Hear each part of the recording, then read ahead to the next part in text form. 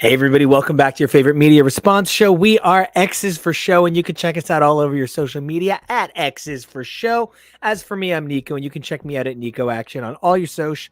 That's NICOACTION. Soch, huh? Yeah. Nice, Soch. I'm TK. You can find me on at all the socials at XNateXGrayX. And that makes me your producer, Kevo, and you can find me on all the shows at Kevo Really. That's KEVOREALLY. And do we have a show in store for you? Now, I think the comics world is the show, and now we're just responding to it. Yeah. That's the vibe.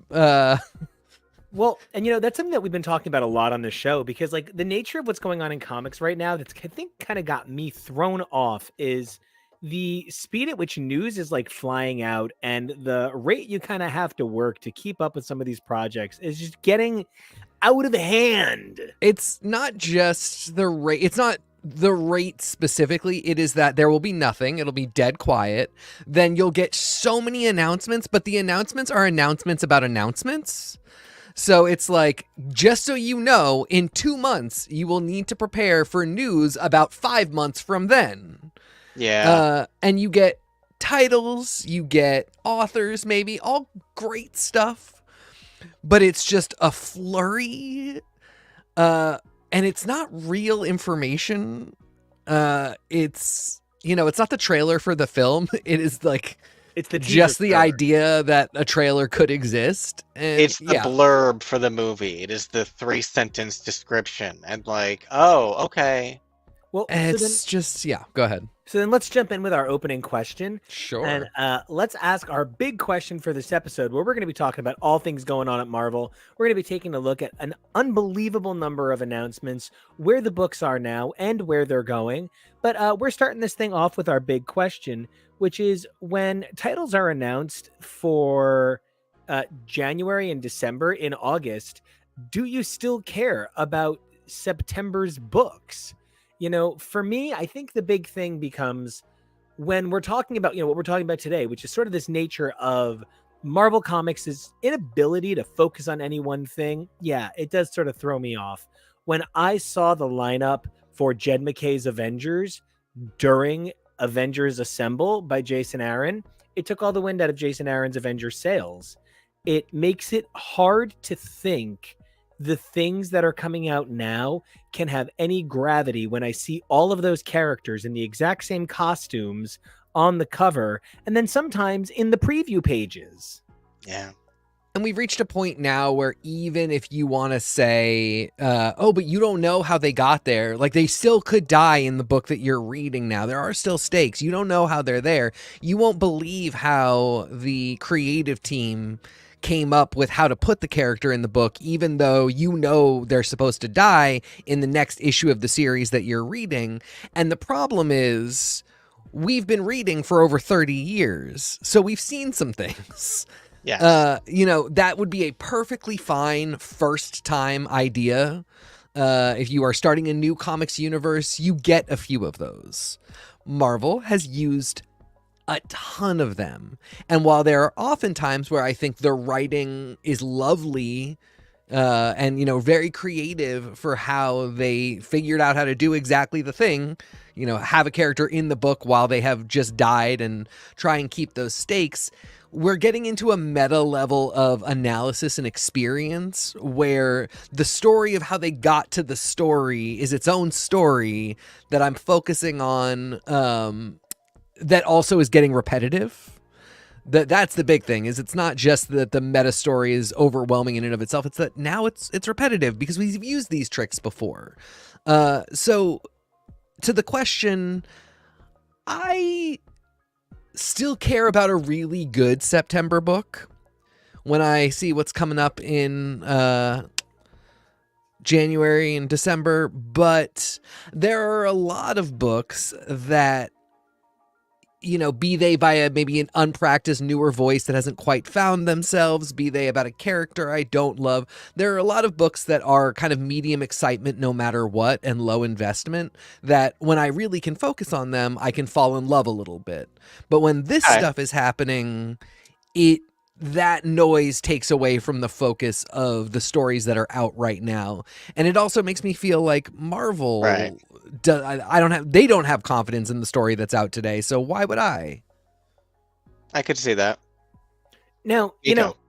well, I was going to say, in response to all of this, Kevo, how do you feel as somebody on the outside of comics, as somebody who, reads casually, when you hear that, I'm talking to you that this event is going on and the event that it's leading into is already starting up, and then in between that there's another event going on in the other titles. How do you feel as a reader that wants to be able to engage more but feels kind of held back? I think it's a lot what TK was saying in terms of it. It feels like they undercut the stakes of everything that is happening by projecting so far forward, and it undercuts the stakes of even things in advance. Uh, it's really tough. I did an event for X's for Podcast last year, was it? How many time is so crazy, especially with something like that where we were covering it for months. And so you invest all of this time, and if you're just reading the one linear event, that's enough. But if you try reading stuff outside it, it becomes so much. And then something that you put all this time into could sometimes amount to nothing. So then how do you get psyched up for the next one when one has disappointed you? So it's really tough. I can see where sometimes it can get you excited for something, but it can also really take the excitement and anticipation out of things as well. So it's hard. And it's really interesting because I think back to when a friend of mine and I were discussing the at the time changeover that was occurring at DC.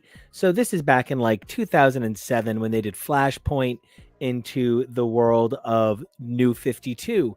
And I said to my friend who, has gone on to be a very accomplished person in comics, my big problem with New 52 is it really makes me feel like everything I've read for at least the last year, while they knew they were doing New 52, it's kind of a dead end. It's sort of invalid.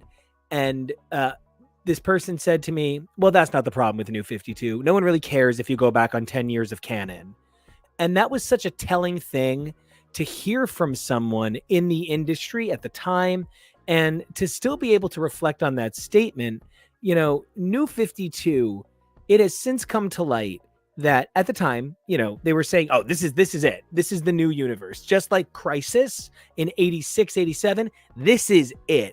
Buckle up, folks. It was not even a decade later that they started working on ways to reincorporate the New 52 and the original DC, DC 1, DC 2 sort of universes back together.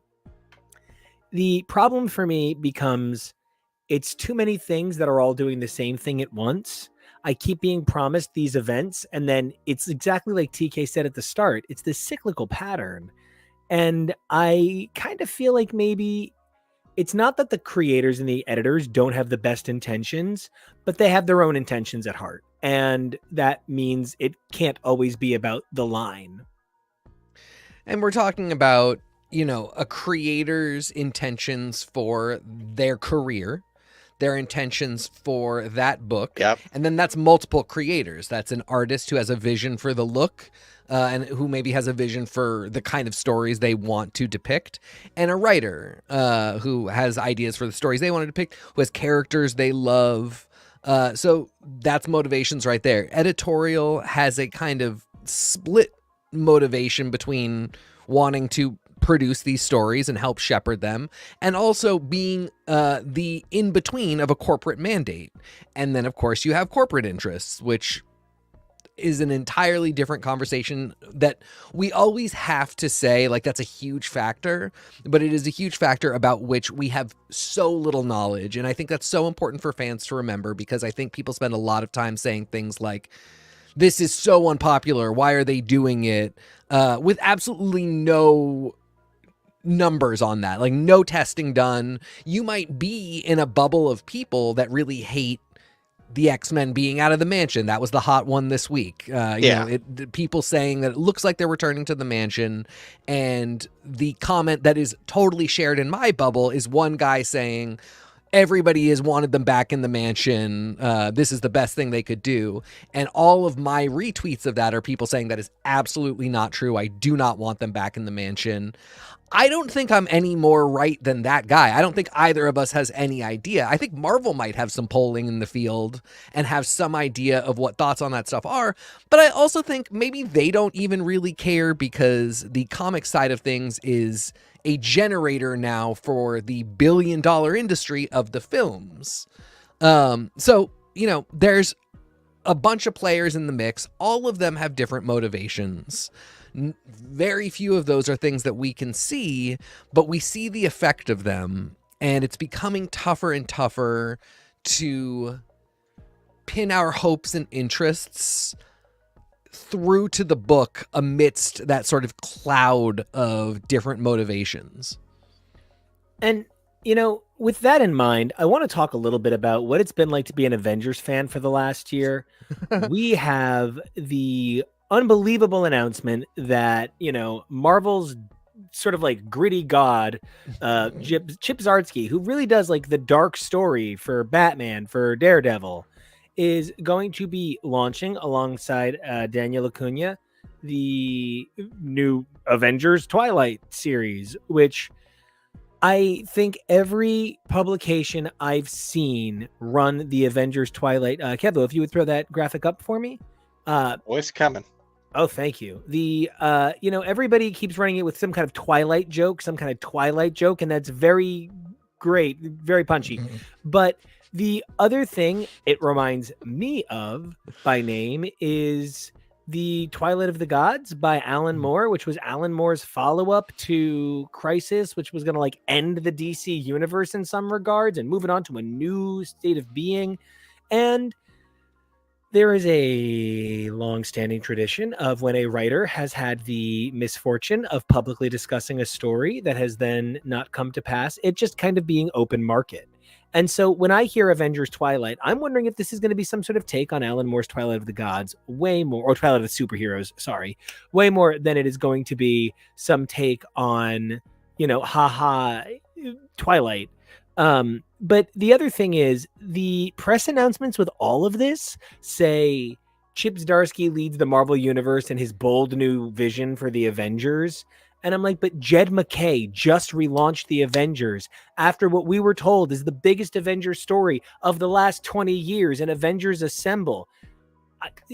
Oh my gosh, man. I remember when Disassembled happened, they didn't try to outdo Disassembled for a while. They were like, new Avengers? That's not the Avengers. That's the new Avengers. And then when the Avengers came back, they were like, it's still not going to outdo Disassembled. And they did a lot of stuff in between. There were plenty of events. There were, we had Mighty Avengers. There were plenty of Secret Avengers. There were Avengers galore. And the status quo was a sort of disassembled idea of the Avengers. They were not one unified group anymore. They were many things. And that was really fun. What do you mean broke up? Like a band? Like the Beatles? Worst line in that whole movie. That is just like, it's just okay.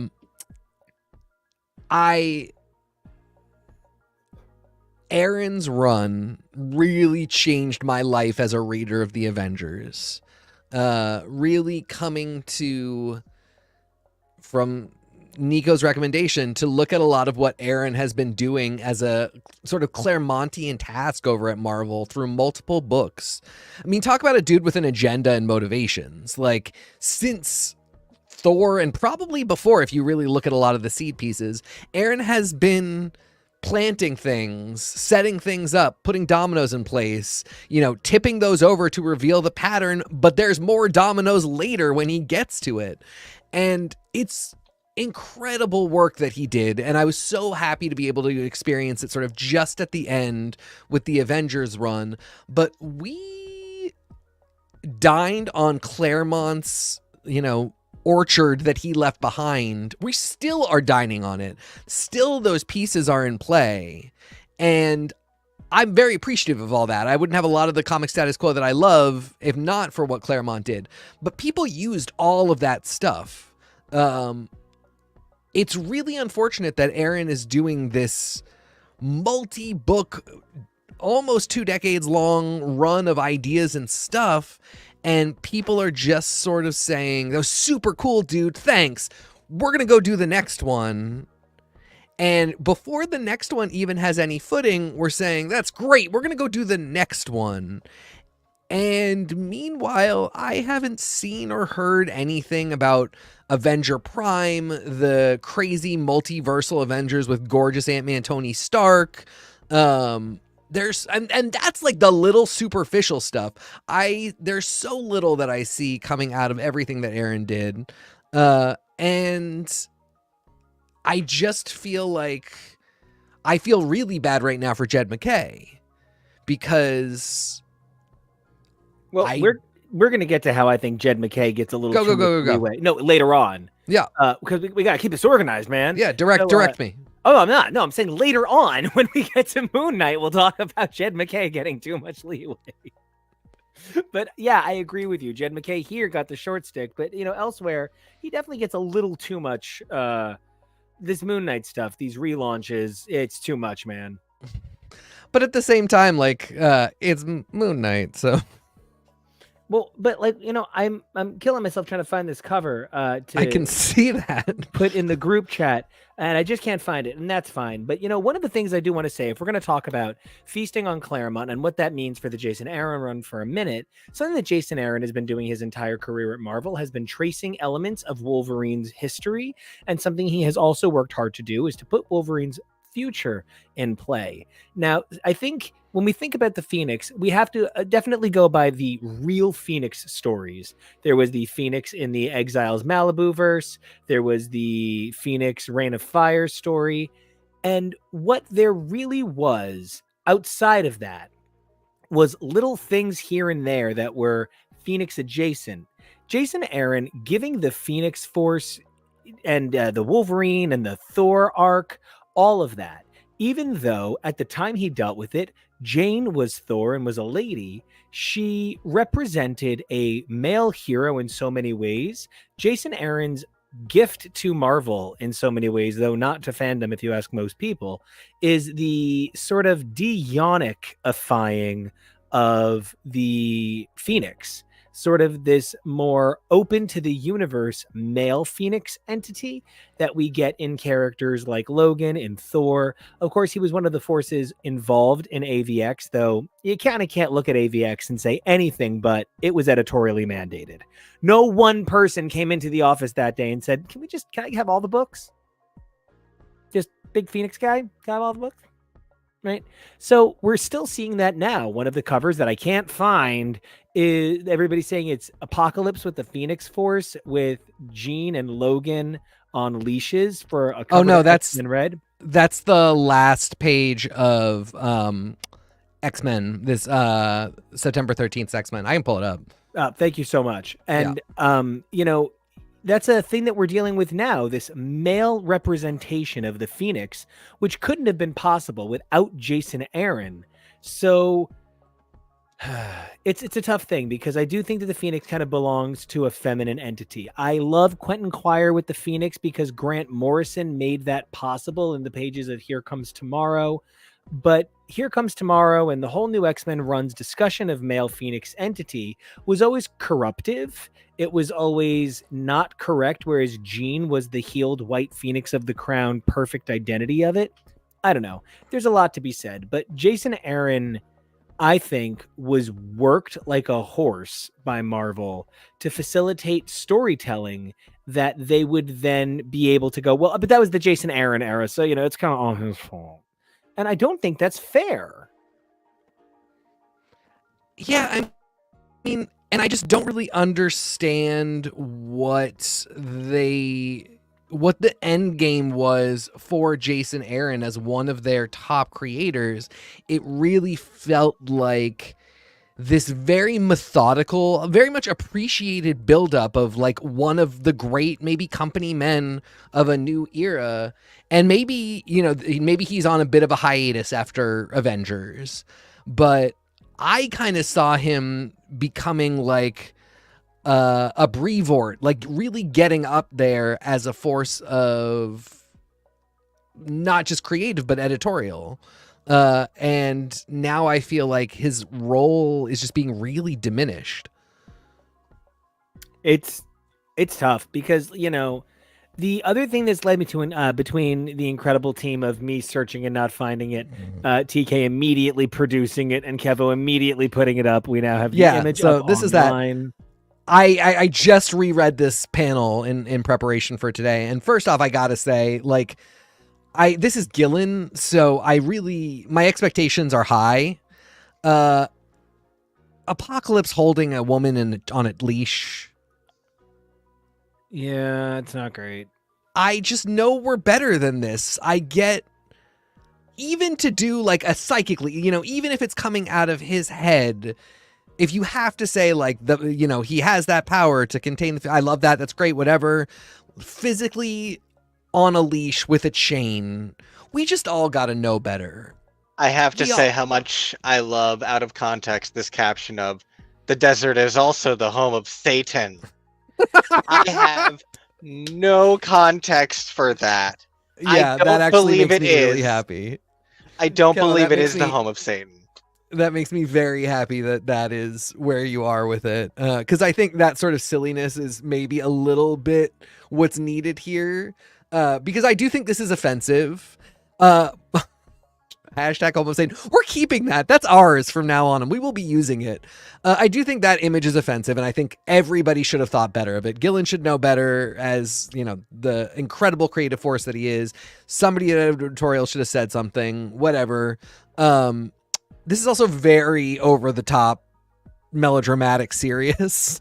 And so thank you, Kevo, for pulling in the levity that I need to not be super, like, about this, but also that the book needs to not be really up itself.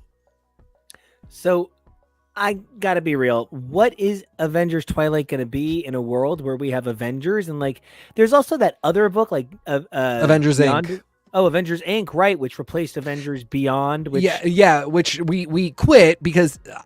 And then we have original X-Men, which the point of this being, we don't like Greg Land, guys. Well, I do want to say, though, something we've even said on the show is Greg Land's work has improved, and we recognize that it sells books. Yes. At the end of the day, it sells books. I guess that's true. And again, there's that thing. I'm doing it now because everybody I talk to doesn't like Greg Land. But Nico is pointing out the 100% truest thing, which is that those books sell. And even if I can't find a person to talk to in my world that likes Greg Land, I'm clearly missing something. So I should never get up here and say, Marvel, stop using Greg Land. We clearly don't like him, because that's incorrect. Somebody clearly does. I just personally don't, and neither do people in my circle.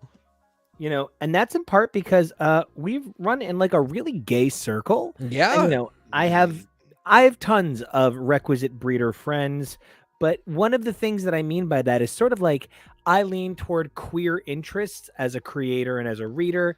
It's also a very woke circle, which that's another big part of it.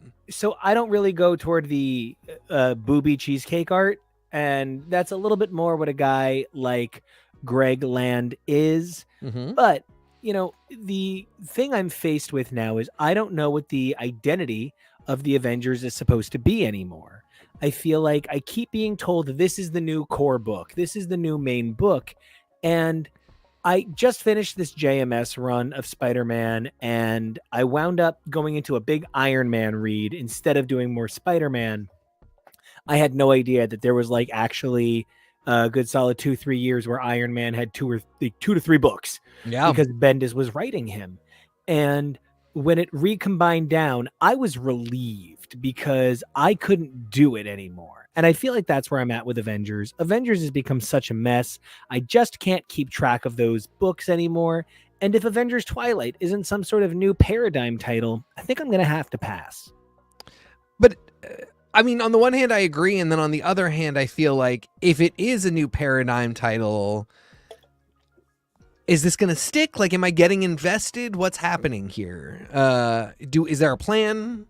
Chip Zdarsky, brilliant guy, gave us a phenomenal Daredevil run with a lot of planning that it just feels like is gone now. And Nico and I were talking about this the other day because I just feel like I don't know what happened with that book. It really ended. It felt like it was halved, like it was supposed to be another 30 some odd issues. And he was just told, no, you have to make it half.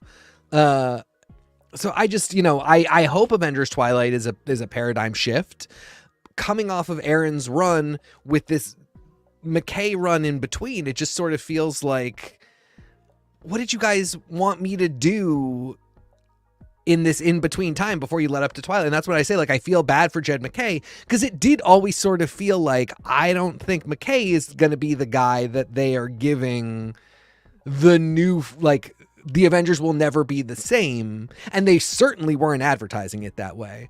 So picking up issue 1, I'm thinking to myself, okay, am I about to read 6 issues before I get exactly this announcement?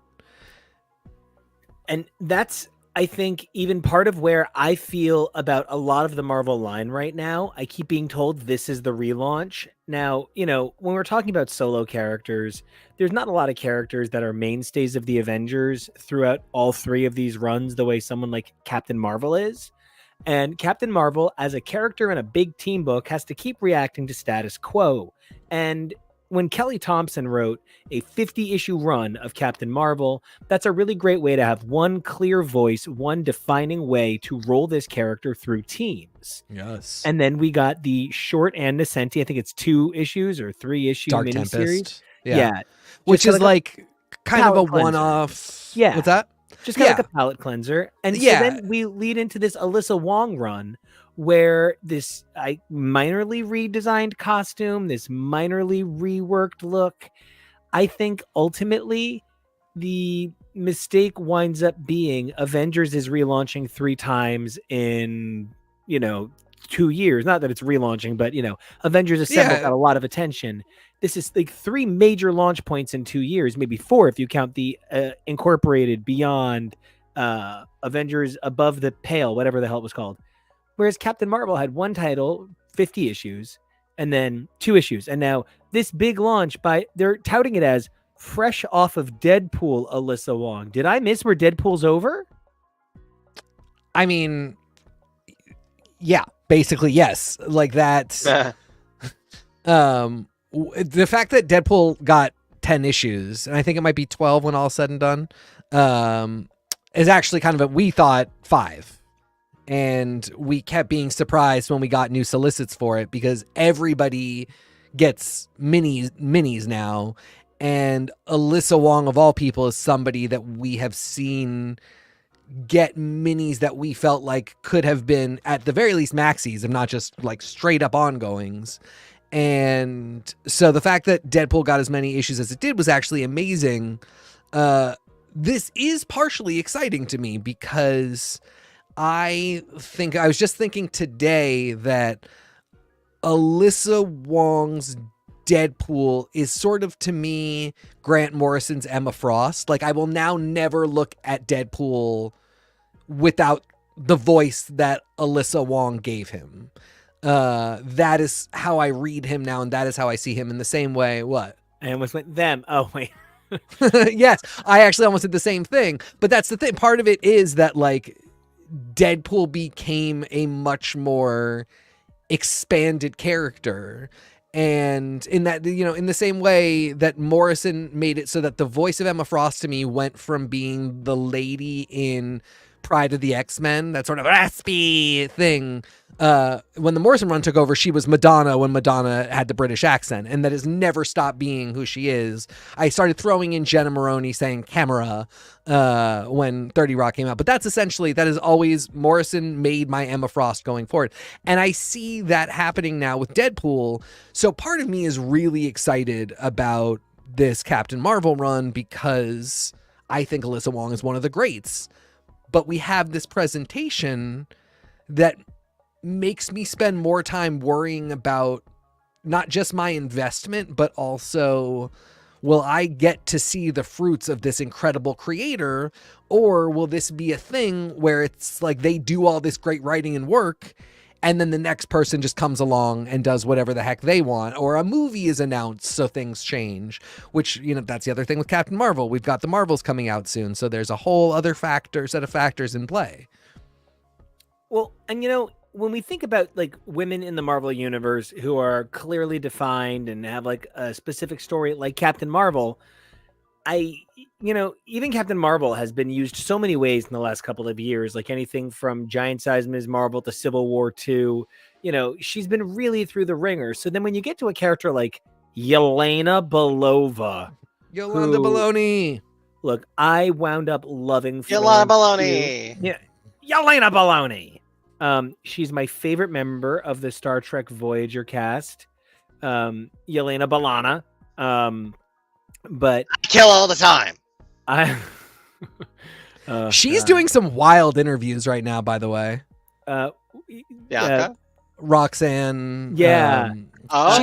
She will not be coming back to direct any Star Trek episodes. But I've been reading them, and it's because she's like, there's no room for me to grow as a creator because that was part of my life then, and I'm really excited about my future, and that's my Star Trek family, and if they ever had a project for me, I'd be so into it. But, She's the Amy Jo Johnson of Star Trek. So, when I think, when I think about White Widow, I think about where Yelena Belova started. She started as the short-term Marvel Knights replacement for Natasha Romanoff, well before Natasha Romanoff was like this thing in the Marvel universe as a result of, not yet having the film exposure, but also she was for a while just like Daddy's ready to go fuck kitten. And she really didn't have a consistent personality. So they come up with this other Black Widow. They think she's going to be popular. She doesn't really go anywhere. Bendis winds up quickly pivoting her to villain in early New Avengers. And she's just kind of been bouncing around forever. But Florence Pugh's performance of Yelena Belova is just so unbelievably lovable instantly. You have to like actively work to root against that character with the depth she provides. So between Florence Pugh bringing the character to life so beautifully in the Marvel Cinematic Universe, and frankly, the done dirty she got done by Bendis when he decided, she didn't work out as a new Black Widow, villain she is. This new run on White Widow, I want to be excited for it. But in the same way that we're talking about, sometimes these announcements reek of, don't pay attention to what's coming out now. We know it's subpar. This announcement kind of reads like, do you like movies? We all do. And I don't know. I'm excited for this, but I'm excited for it in spite of it. Kevo, does this do anything for you as a very MCU person? Like, not even, because I know you're like not always, even for characters you love, you're not like, I need to read their comic run, but more like, Right. Does its existence make you feel anything about like the overall character of Yelena, like the direction for the Thunderbolts movie, any of that stuff? My existence in the void. Exactly. Yeah. No, it definitely, I'm definitely at the very least intrigued to see what direction this will be. You're excited for us to tell you what happens in the issues. Yeah, kind of. And to see what Marvel Comics wants us to make of Yelena right now, and how that will probably reflect in films and whatnot, because I love what we've seen so far, but we have no real idea what to expect. Everything is so chaotic right now. I would love to see more of her from what we've seen so far, but what if this is weird now? Who knows? So, I see you've got a deep breath on. Are you do you Yelena Belov? Are you kind of, you know what I mean? Yelena Belover? Are you an Oscar Mayer guy? Are you into Yelena Baloney? I do love a baloney moment. I mean, Florence Pugh, game changer of an actor for a character. Pew, pew. Just what a phenomenal choice. And if we're gonna lose Scarlett Johansson in the way that we did, which I did think was fridgy, misogynistic, and weird. Go ahead, say Scarlett Johansson. It maybe will justify. I some did of just the say roles Johansson. she I don't has. know what the hell is the matter with me. I'm No, embarrassed. Shut it up. justifies You some know of her what? roles. Yes, 2 days ago was Talk Like a Pirate Day, so it's actually Scarlett Yo-Ho Johansson. Hosen. Yo-ho Yo-Yo Hosen? I Hansen. like that. Okay. Scarlett Yo-Ho And a bottle of Rumsen. Yeah. So, she has to go, which I really don't think you can bring her back after that. And I think it would be hacky to do so. Florence Pugh in that role owned it. And I sent Kevo an image because I also just want to point out I didn't put this on our list, but this is absolutely in the mix. This Thunderbolts run that's coming. Can you fucking believe that's where Shang-Chi is going, and yet there is no book for what's his name? Trenenbulge? His brother? Are you talking about his brother? No, the hot guy from the new Thunderbolts we loved. Star Spangle or whatever. Oh, Guts and Glory.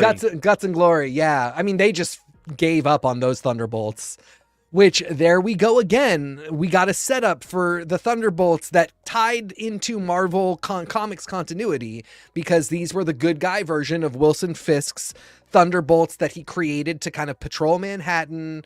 There were just a lot of stuff in the works. But we had this new Thunderbolts group, 5-issue mini, totally fine. Didn't think we were going to get more from that series, but it did set up a bunch of cool stuff and a bunch of cool characters, and reminded us that Luke Cage is now a superhero in Wilson Fisk's position, running a very superheroic Manhattan, and that can have all kinds of crazy stuff going on.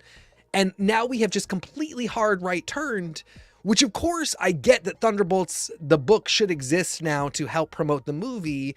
But then what were we doing with that great team with Hawkeye and Photon and the purple, one of the purple kids? Geez, there's a lot of them. Guts and Glory. Persuasion. Thank you. What a great team. And that was a fun book. That wretched little monster, he was great too. What a bummer to lose that. And just to have this now contextless, as you said, do you like movie version of the Thunderbolts that is just there to confuse. Well, and I actually think it even ties in a little bit to something we were saying before that I'm really glad came up, and that I really came up in this regard. When you say that version of Thunderbolts, what were they even doing? I think they were trying to tie into the films, and they were told at some point, a billion years before the pandemic, that Hawkeye might lead the Thunderbolts. And then it became Kate Bishop might be on the Thunderbolts because of Florence Pugh instead. And I think that was meant to reflect a version of the Marvel Cinematic Universe we're never going to see. And so now what do we do with it? We just got to kill it. We got to get rid of it. We can't really deal with it. We can't really talk about it. And, that's kind of even how I felt a little bit about kind of like the treatment of Thanos overall in the Marvel Cinematic Universe. And I was feeling very much like Marvel had no real love left for Thanos as a character. And when I heard that Christopher Cantwell, who you either love this guy or you hate this guy, there does not seem to be a lot of room for any other opinion on the internet for this guy. I think he's fine. His Iron Man has been a lot of fun to read. I've really enjoyed it. But end of the day, Thanos taking on a new version of the Illuminati that's like 2/3 of the Illuminati, but not really. Look, until Emma Frost, Tony Stark, Loki, and like Thanos all start stripping and it's the Illuminati, I'm not really interested in any new take on that title. Really, it's got to involve Blair Waldorf, or I'm just not interested. Hot, hot, hot, hot stones. Who would you cast Leighton Meester, present day Leighton Meester, in the MCU as? Actual? Yeah, come on. Adult Jean Grey. Okay. I think Leighton I Meester can do anything. I'm like just a really big fan of the actress, and I think her personal story is incredible. I love her music. I think she's a great singer. I think there is no role I wouldn't put in front of her. And that's how I feel about Maisie Williams. So that I felt that her turn on Doctor Who was kind of dry. And that's even how I feel about what's her name? Bran's dick doesn't work. Sansa. What's her name? As Jean. Sophie Turner. Thank you so Sophie much, Turner. Sophie Turner. Sophie I actually Turner, thought Robbie's she was sister. great. Yeah, I thought she was great. I Yeah. thought that I'm trying to be nice about this. The worst part of that film was certainly not Sophie Turner's wonderful turn as Jean Grey. No, She didn't write it. Everything she could with a bag of shit script. I mean, frankly, so did Jessica Chastain. Like, that's how ungood that movie was. Jessica Chastain didn't know her character acted was her ass off. Buck. Right. She thought she was still playing Lalandra till the day the movie came out. Right. So, I mean, there are a lot of real talents that get brought into the fold, and it's really a bummer to see how certain people crash and burn. Yeah. I don't know that I will be able to find a visual for the thing that I am thinking of. But Do you want to look while I monologue for a second? Yes, go for it. Go for it. Okay. I loved that Cantwell Future Namor book. Oh yeah. Oh gosh. Namor Dark Shores or something. Yeah, it sounded like that's a Fox sexy drama in the early 2000s. Yeah, post-apocalyptic, and it really felt like kind of a farewell to Atlantean white European Namor, which now maybe I'm taking back, because where has Namor been? Where is his comic equivalent? Why aren't we seeing any talks about that character in the MCU? Huge bummer. Then let's just wait till we get to the Hickman discussion about this new Ultimate Universe, and then I can't trust that we're not getting a white Miles Morales. There you go. We will do Okay, that I'm in ready. a second. Okay, go. Nico bringing up Thanos immediately made me think of the Billy Club episode where we talked about a lot of the news that had come out of a D23 event, and one of those being an attraction that was going to have Thanos as the centerpiece. So in terms of synergy, in terms of bulking up the character, seeing that they're doing more with the character in the comics, I'm thinking of the synergy with stuff like this. And look who's right there in the left, almost at the corner, freshman year Spider-Man, who is about to get his debut. Animated series, You've got Daredevil right above and behind him. You have an entire collaboration of Captain America's charging. You've got Captain America, you've got Miss America, you've got Sam Cap, and you've got Captain. And we talked about it on Billy Club because you have Daredevil over here, right over Thanos' shoulder. And as a matter of fact, that's even all the way on the left. That's the green armor Steve Rogers from the What If. Yeah. Oh, yep. Then he's still a weakling, but he loves, what's her name? Peggy. Wow. Kevo, genius. Right? I think it very well could be the start of a low and slow campaign to be like, hey, Thanos has always been our guy. Like, that's our, and one of the what ifs is like, what if somebody else had fought Thanos? Yeah.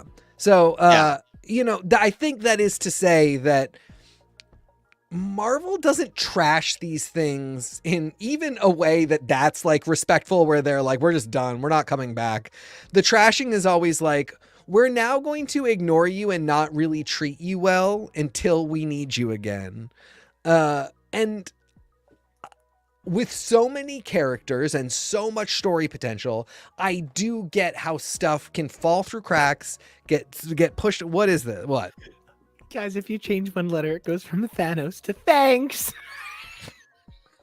I hate you. Cut him out.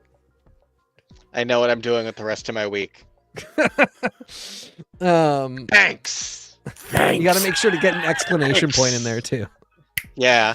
That like a really cute cartoony one that looks like a balloon. That would be a great multiversal thing, just like an excruciatingly deadly kind person that is like, I'm going to fight this dick Thanos. I'm getting rid of every mean person. Yeah. Thanos, Marvel still owns Thanos. Now they want to use him. Okay, we're getting this. Thanos, you're welcome.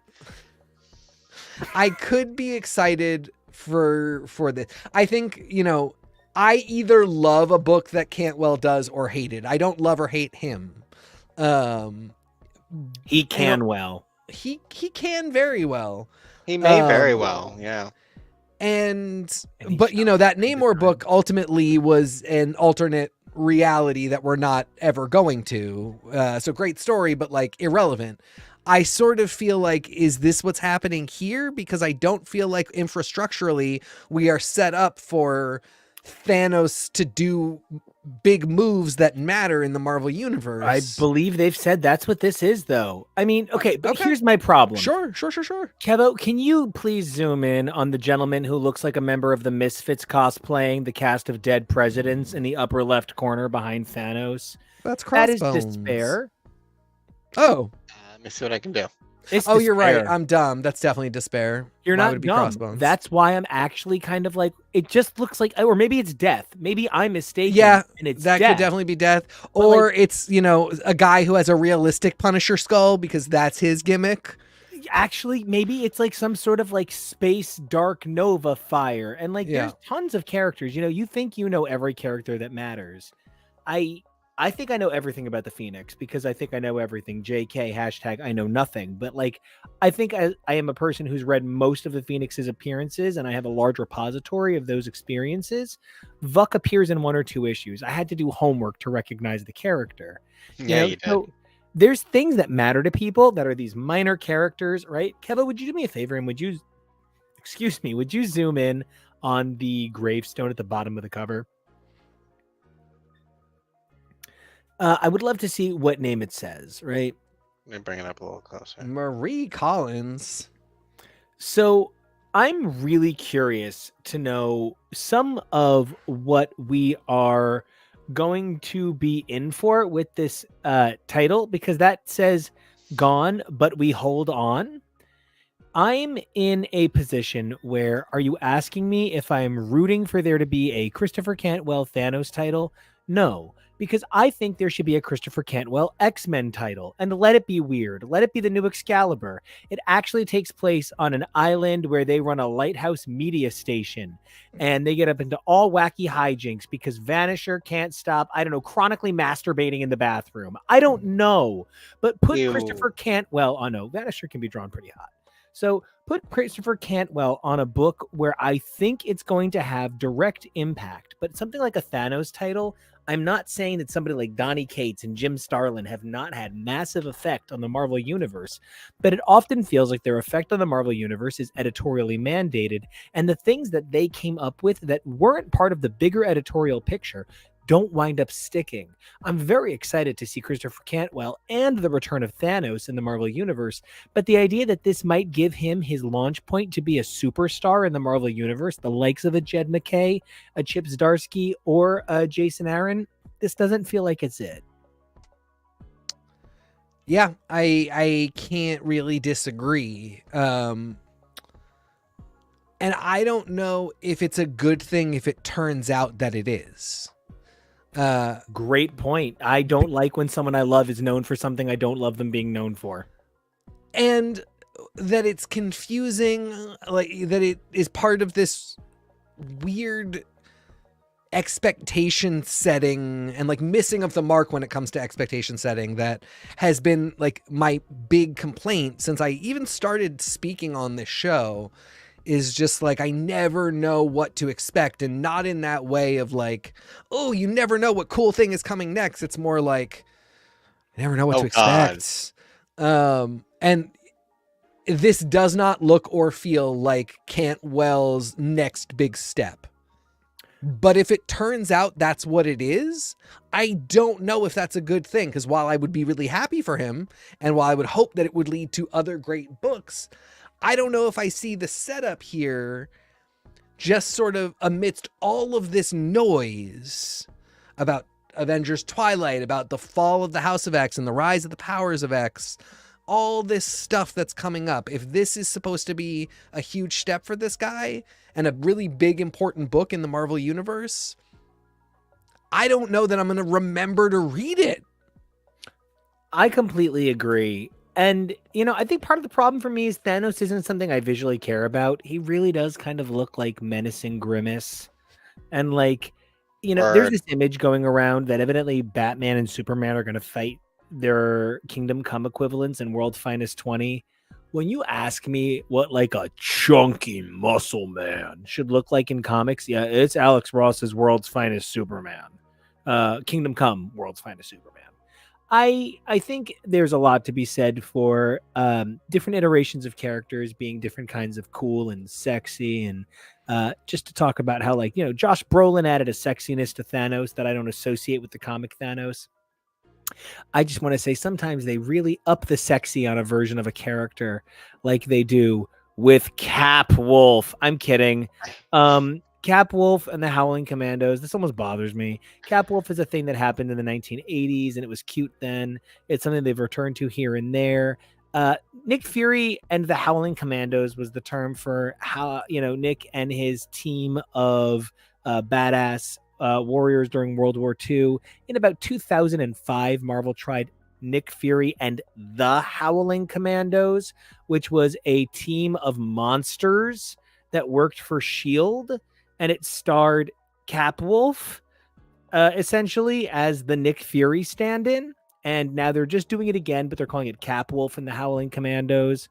I'm not trying to be weird or gross. I do think they're kind of trying to capitalize on, like, furry and pup play, and, like, I think they do like the idea that anthropomorphic Cap could sell some books, and seeing if a realized kind of sexy. Yeah, I can see how somebody who applies these features would think this is hot in a way that they're not doing with, like, a Beta Ray Bill. They're not, like, trying to court that horse android market.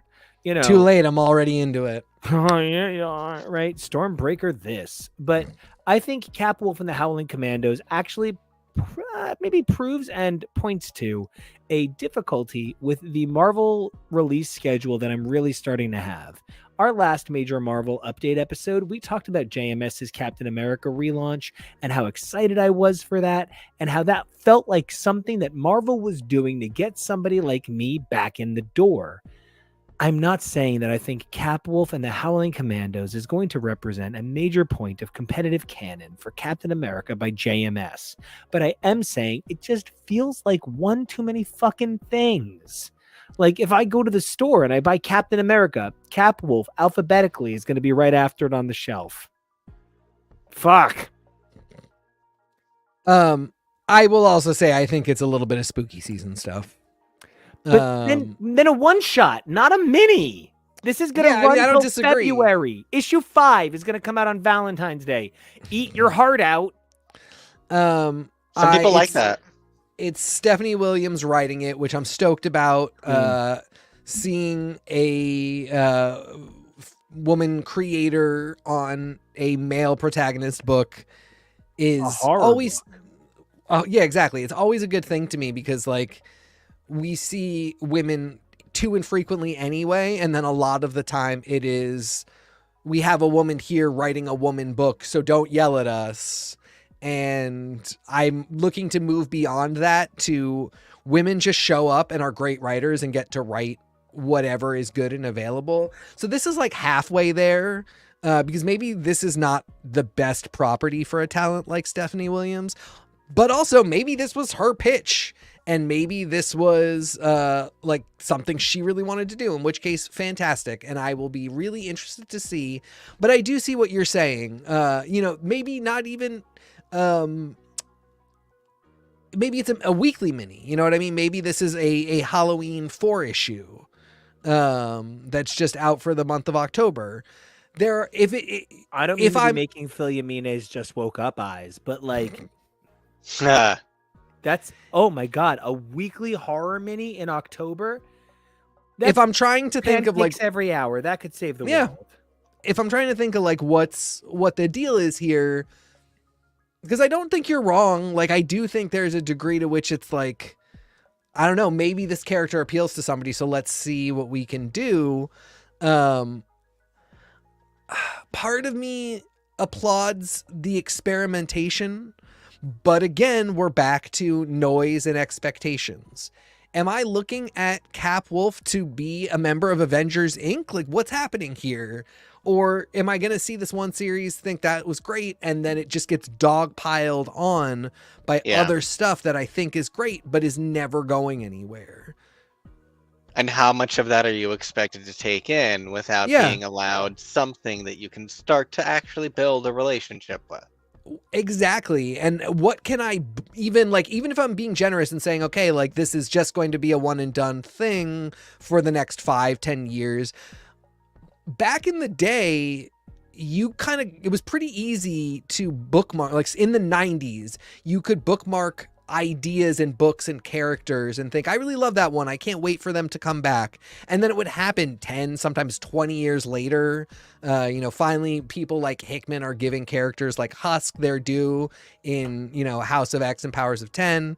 But now the amount of content and so much of it by great writers and creators, I don't know if I'm going to remember Cap Wolf in 10 years when some hotshot writer is like, I loved that character and I'm about to do them justice.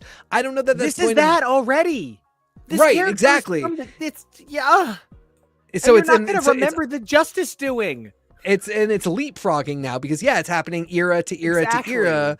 And it's just like, if I see a Daydreamers book, that was like one of few 3 issues that came out back in that day. Like we were not inundated with them. And so I've always beloved the Daydreamers and thought that would be really fun to bring back.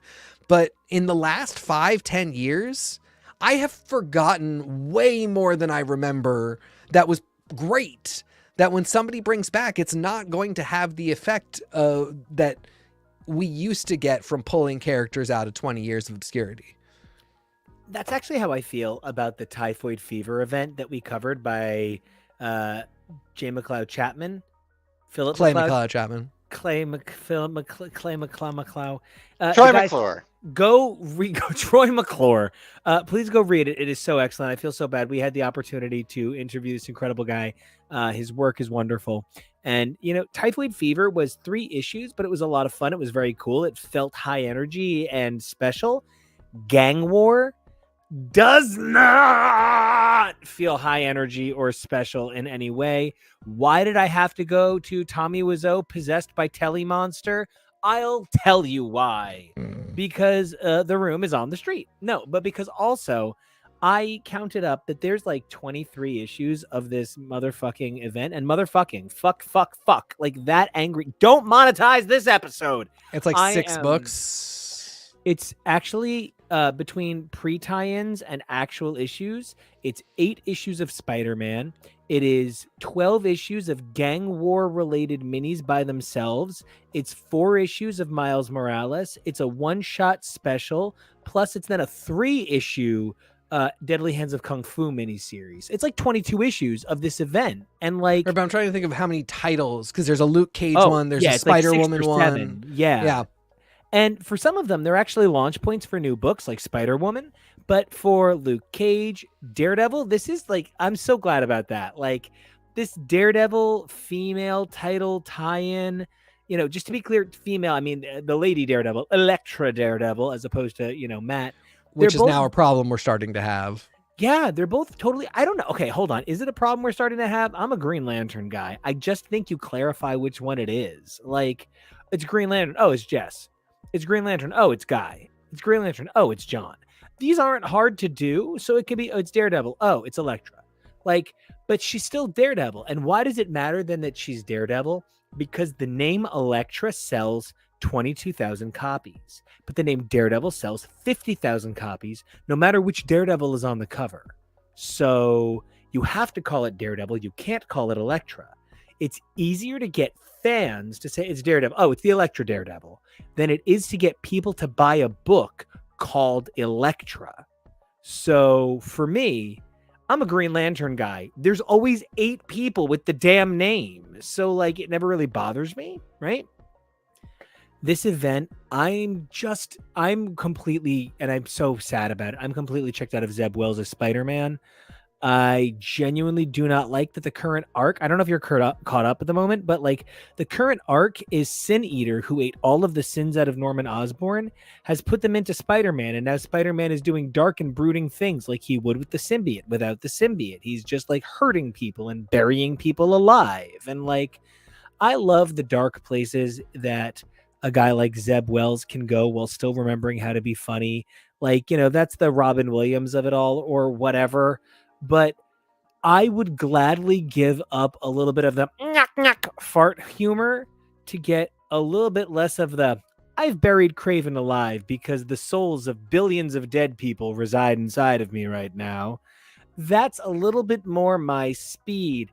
If you could have it be a little bit more like, haha, can you believe he just got punched in the nuts? And then also, I knocked Craven unconscious and left him on the raft to be handled by a maximum security prison. Not because I don't want violence. No, Wolverine should chop people to pieces and then throw them into some sort of weird villain gumbo. But that's not Spider-Man. And so when you try to elevate Spider-Man to this identity of a dark title, of a Max title, of an over-the-edge 90s Marvel book, even a guy like Zeb Wells, who can do these things with such aplomb, with such finesse, who inspire me to be a better writer, I just struggle at times because his entire run is marred by disharmony with the Marvel Universe, and Gang War seems to be a pinnacle event months off. That just means he's not leaving.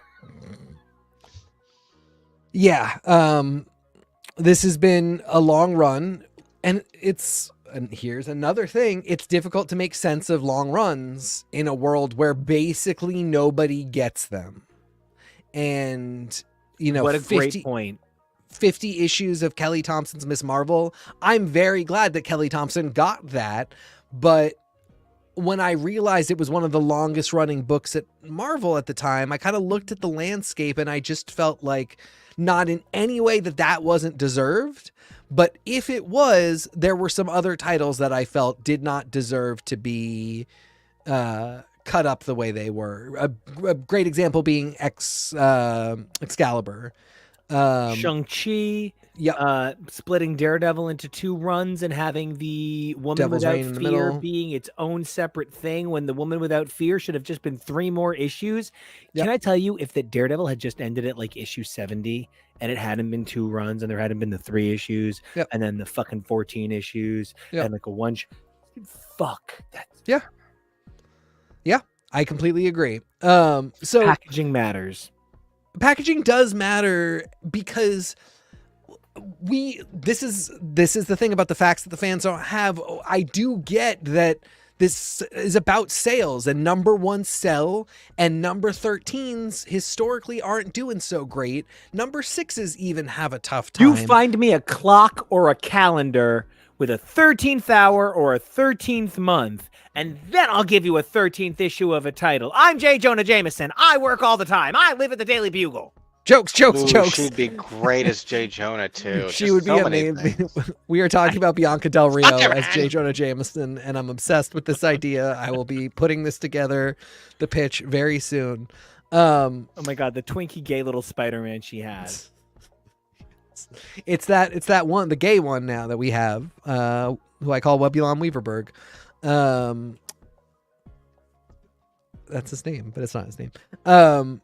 Close enough. I am down for a world of like 60 issue one shots. And then that story's just done. It's in that one shot and then we move on to the next thing. I am down for some minis. I am down for some maxis, and I am down for some ongoings, but I need to understand what I'm getting into at issue 1. I cannot live in this world where I see a great title, there's no indication that it's only going to be 5 issues, and then it is, and at issue 3, it's announced that the follow-up story is coming out with a completely new name, maybe a new creative team, who knows? I was about to say, maybe a new creative team. It was Teeny Howard all the way through with Excalibur was fantastic, but every time we got towards the end, I was really not sure that we were getting Teeny Howard back, and it put me on edge the whole time because she was doing kind of sensitive work, and very queer work. And my biggest fear is that they were going to be like, don't worry, Jerry Duggan will finish this out. And then Stephanie Phillips finished out Rogue and Gambit and did a wonderful job. Yeah. But that's not necessarily Teeny's vision. Right. And this is the first Luke Cage mini we've had since that Luke Cage mini that got canceled. Kevo, Yes. can you please zoom in on Luke Cage, who I just want to point out, I made a comment about like when we talk about like the way densely muscled men should be drawn, I likened Superman to like a really pinnacle version.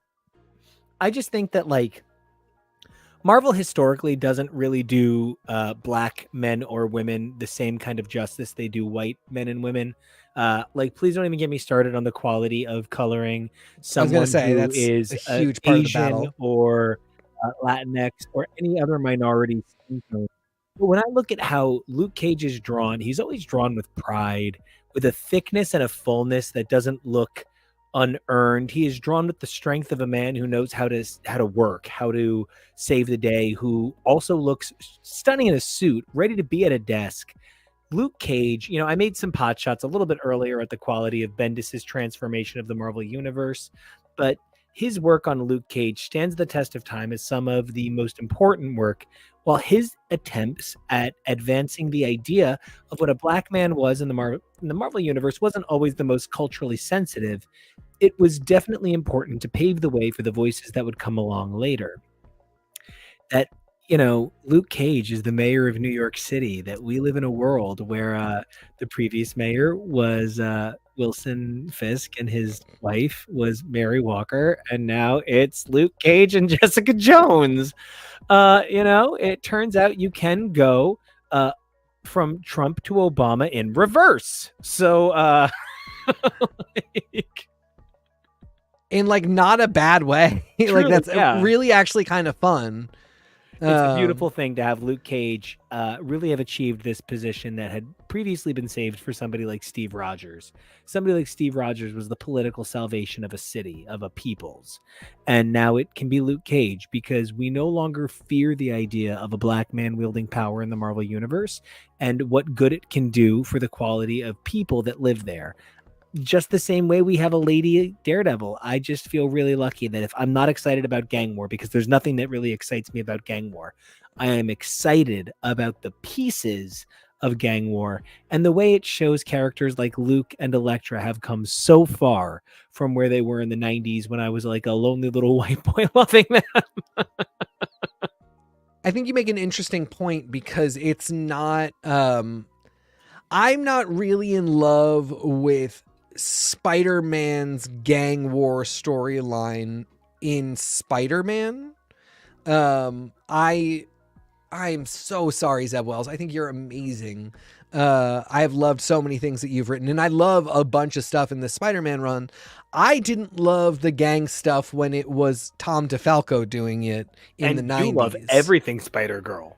I mean, it was Spider-Girl was also in the Spider-Man series, but like that was one of my bigger complaints when we covered Spider-Girl. It's just the gang stuff doesn't always hit with the Spider people, especially in this kind of post Clone Saga world. But I don't hate the street level superheroing, and when it's characters like Luke Cage and Daredevil, I see a lot of potential to it. The fact that we are getting, you know, an Elektra Daredevil led book, that Luke Cage is getting a book, that Spider-Woman is launching out of this, there's definitely good stuff coming from it.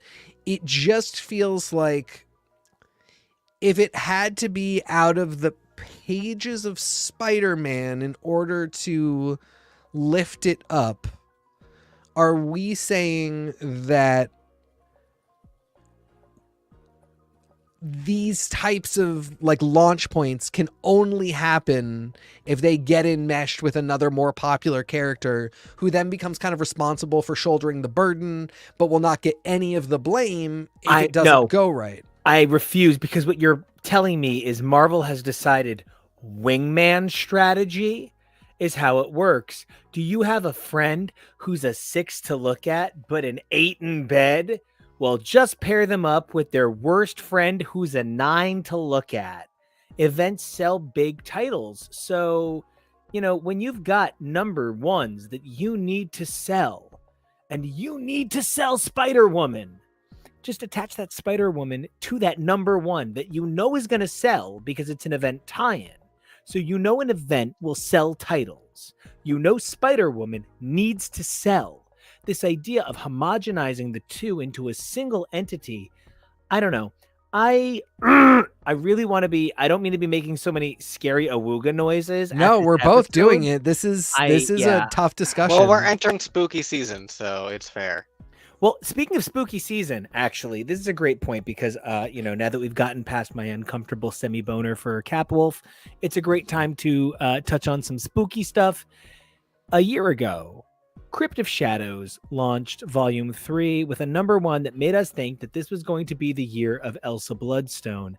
And to talk to us a little bit about the year that wasn't the year of Elsa Bloodstone, though, to be really real with you guys, that Disney colorized Werewolf by Night with a digital remaster and then put it on Hulu, they really believe in this project. Elsa Bloodstone is going to be the hero of the next 10 years. But to have somebody who cares a whole lot more passionately, not just cerebrally, this character lives in his heart forever. Jojo, Jonah. That's your creepy Jonah. Your Crypt of Shadows name. Jojo doesn't sound scary, right? So, what do you think like Jojo? Ooh, that was good, right? Tell us where we can find you. Tell us what you think about Crypt of Shadows, what you think about Elsa Bloodstone, if you like spooky Is the stuff. call coming from in the house? Do you also make Jiffy Pop, which that was the first time I'd ever seen it? I pronounce it Giffy Pop. That's number one. Remove him. Goofy Mom's Goof GIF. Okay. Oh, I'm back. He's Hi, back. everyone. I'm back from the dead. So you mean Jed? The Jed. Yes, the Jed. Hi, I'm Jonah. You can follow me over at any social at Peak Jonah. That's Peak. Crypt of Shadows was weird. Crypt of Shadows was a very weird anthology series that was essentially Marvel saying, hey, what if we just did American Horror Story, but with our characters? And it was... What they did in the 70s. Where do you think Ryan Murphy learned it? Where Dracula kind of just hosted it and told us all these spooky stories. It was kind of a little bit like, Are You Afraid of the Dark? Tales of the Crypt? Yeah, Crypt Keeper. Oh my god, I look like... I'm spooky! Oh my god, I look like the Crypt Keeper! It's one of my favorite lines from I just Remember feel that like commercial? the remake of Freaky Friday. if Anna Nicole Smith had a better sense of humor, she would have wound up with the Crypt Keeper for sure. He's loaded. He's old. He's got a great sense of humor. He must gotta be Look, loaded. That franchise. He has a residence. I'm saying she needed a better one. It's a mausoleum. Maybe he owned that mausoleum. Speaking of mausoleums and people who live inside of it, Elsa Bloodstone was in one of these stories, but it wasn't an Elsa Bloodstone story. It was very much more specifically a Spider-Man story where, again, Spider-Man became Man-Spider, and Elsa Bloodstone had to solve it. The story itself was fine. I personally, the art wasn't for me. I thought the art was a little, not the style I typically like or go for from looking at a book for the art. But the story itself was fine, and I was happy she was there. It'd be weird if she wasn't. I thought this was going to be much more of a, Marvel's putting all their spooky people together for a team-up of spooky Halloweenness, and they're going to do horror things together. But no, it was not that at all. And It's not that. Well, I just want to say this cover is very sexy. This cover is hot. Everybody looks really good. The striations on like every body is stunning. But, as to JoJo's point, the interiors are going to feature 5 to 6 different artists showcasing different styles. The cover is beautiful, but the cover of an anthology rarely belies the individual pages within. So, caveat emptor. Another problem is they didn't do enough due diligence to kind of ensure that you kind of know who everybody is. There were, I think, 2 stories that I think really I was not familiar with. Like the first one with the ghost and the haunting place, and then like sets the spirit free. I have no idea who that was. I don't think it was Brielle. Um, it was not the daughter of Blade, and it wasn't. It was some. I still don't know who it is. I haven't looked it up. But it was just one of those things of, oh, it would have been nice to know maybe who is being featured in this story. Who is this character supposed to be? Because you're kind of just thrusting me upon this, story told by Dracula, who's not living anywhere nice. Dracula actually should be living in a much nicer place, but I guess They're in Chernobyl. Listen to this. Dracula's Remax agent over here. All right, talk to me. Elsa Bloodstone, high ponies forever. High ponies forever. What are you talking about her? I gave my opinion of her story. I ultimately was really disappointed that she didn't make the cover of Crypt of Shadows #4, volume #4, #1. I just felt like it was a really cool distinction to give her. But, Joj, you've strolled in a really great point in our discussion, because one of the things we're talking about is sort of the new face of Marvel and how they're trying to make room for it in this new wave. We have skirted something kind of hard to talk about, and I'm glad it's the 4 of us, because what newer audience members might not realize is when the pandemic hit, the world closed on Wednesday or Tuesday, and Jonah was here by Thursday. And, of course we're together. He lived with us for like 8 weeks. And we just kind of made it work. And one of the things that I'm bringing up about that is, I actually found, I met TK, who's, that's my partner. That's a huge part of my life forever, during the time of the pandemic. And part of what that means is this was such an amazing point of change for so many people, because it changes how our lives work. I was trying to say it changed, but it also changes to this day how our lives work, because the pandemic simply isn't over. Well, yes, we're out of the national state of emergency. There's still shipping issues. There's still agriculture issues. And part of why I'm bringing all of that up is because I do not believe the comic industry ever for one moment recovered from the state of what happened during the coronavirus pandemic. I think we're still seeing stories kind of trickle out that were meant to come out 3 and 4 years ago. Not that the pandemic stretches back that far, but things that had already had slight delays that were pushed back a little bit, then were then pushed back even more. And so part of what that's led to is a disharmony in the Marvel offices, where there's things they need to kind of get rid of, things they need to burn off, but fans are not willing to give up Elektra as Daredevil. Just look at the amount of merchandise. Look at the success of the Miles Morales years for Marvel, for Spider-Man. How do you feel about this new push where they're resetting everything, with, fall of the House of X and rise of the Powers of 10. Let's be clear. Powers of 10 is never a great thing for X-Men. No. It's funny, but I wonder if I really am going to be curious to see how being prepared for this reaction affects how it continues, because sometimes not being prepared, not having everything ready, creates more demand because they didn't have it immediately, and so you get more worked up. Baby So sometimes Yoda I toys. wonder, yeah. So sometimes I wonder if being prepared for a good reaction can kind of make people go, "Oh, you have it already. Oh, well, it wasn't the one I would have wanted, so I'm just gonna wait." If you don't do something better. That's Who a knows? great read, Kevo. I really love that. Jonah, People are fickle. your responses to this Fickle Friends swim situation. I think I have to agree. We're in a very weird limbo, pardon the pun, of where I think that the comics industry is trying to push themselves in a way that they can kind of corner all markets between, animated shows, live action movies, producing more comics. And we're coming to a point where I think I think the ideologies of all of those things are becoming at odds with one another, where neither or any of the mediums can really flourish and succeed because they're too busy trying to cross markets with one another. And I don't know if everything is getting the proper support or the proper love it really deserves, because they're trying to find this unification of all these different things to maximize profits, to maximize viewership, to maximize sales. At the end of the day, all this is coming from companies, and what is a company's job at the bottom line is to make money.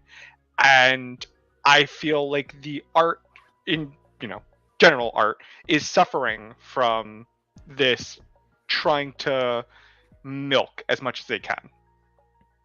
I can't disagree with you.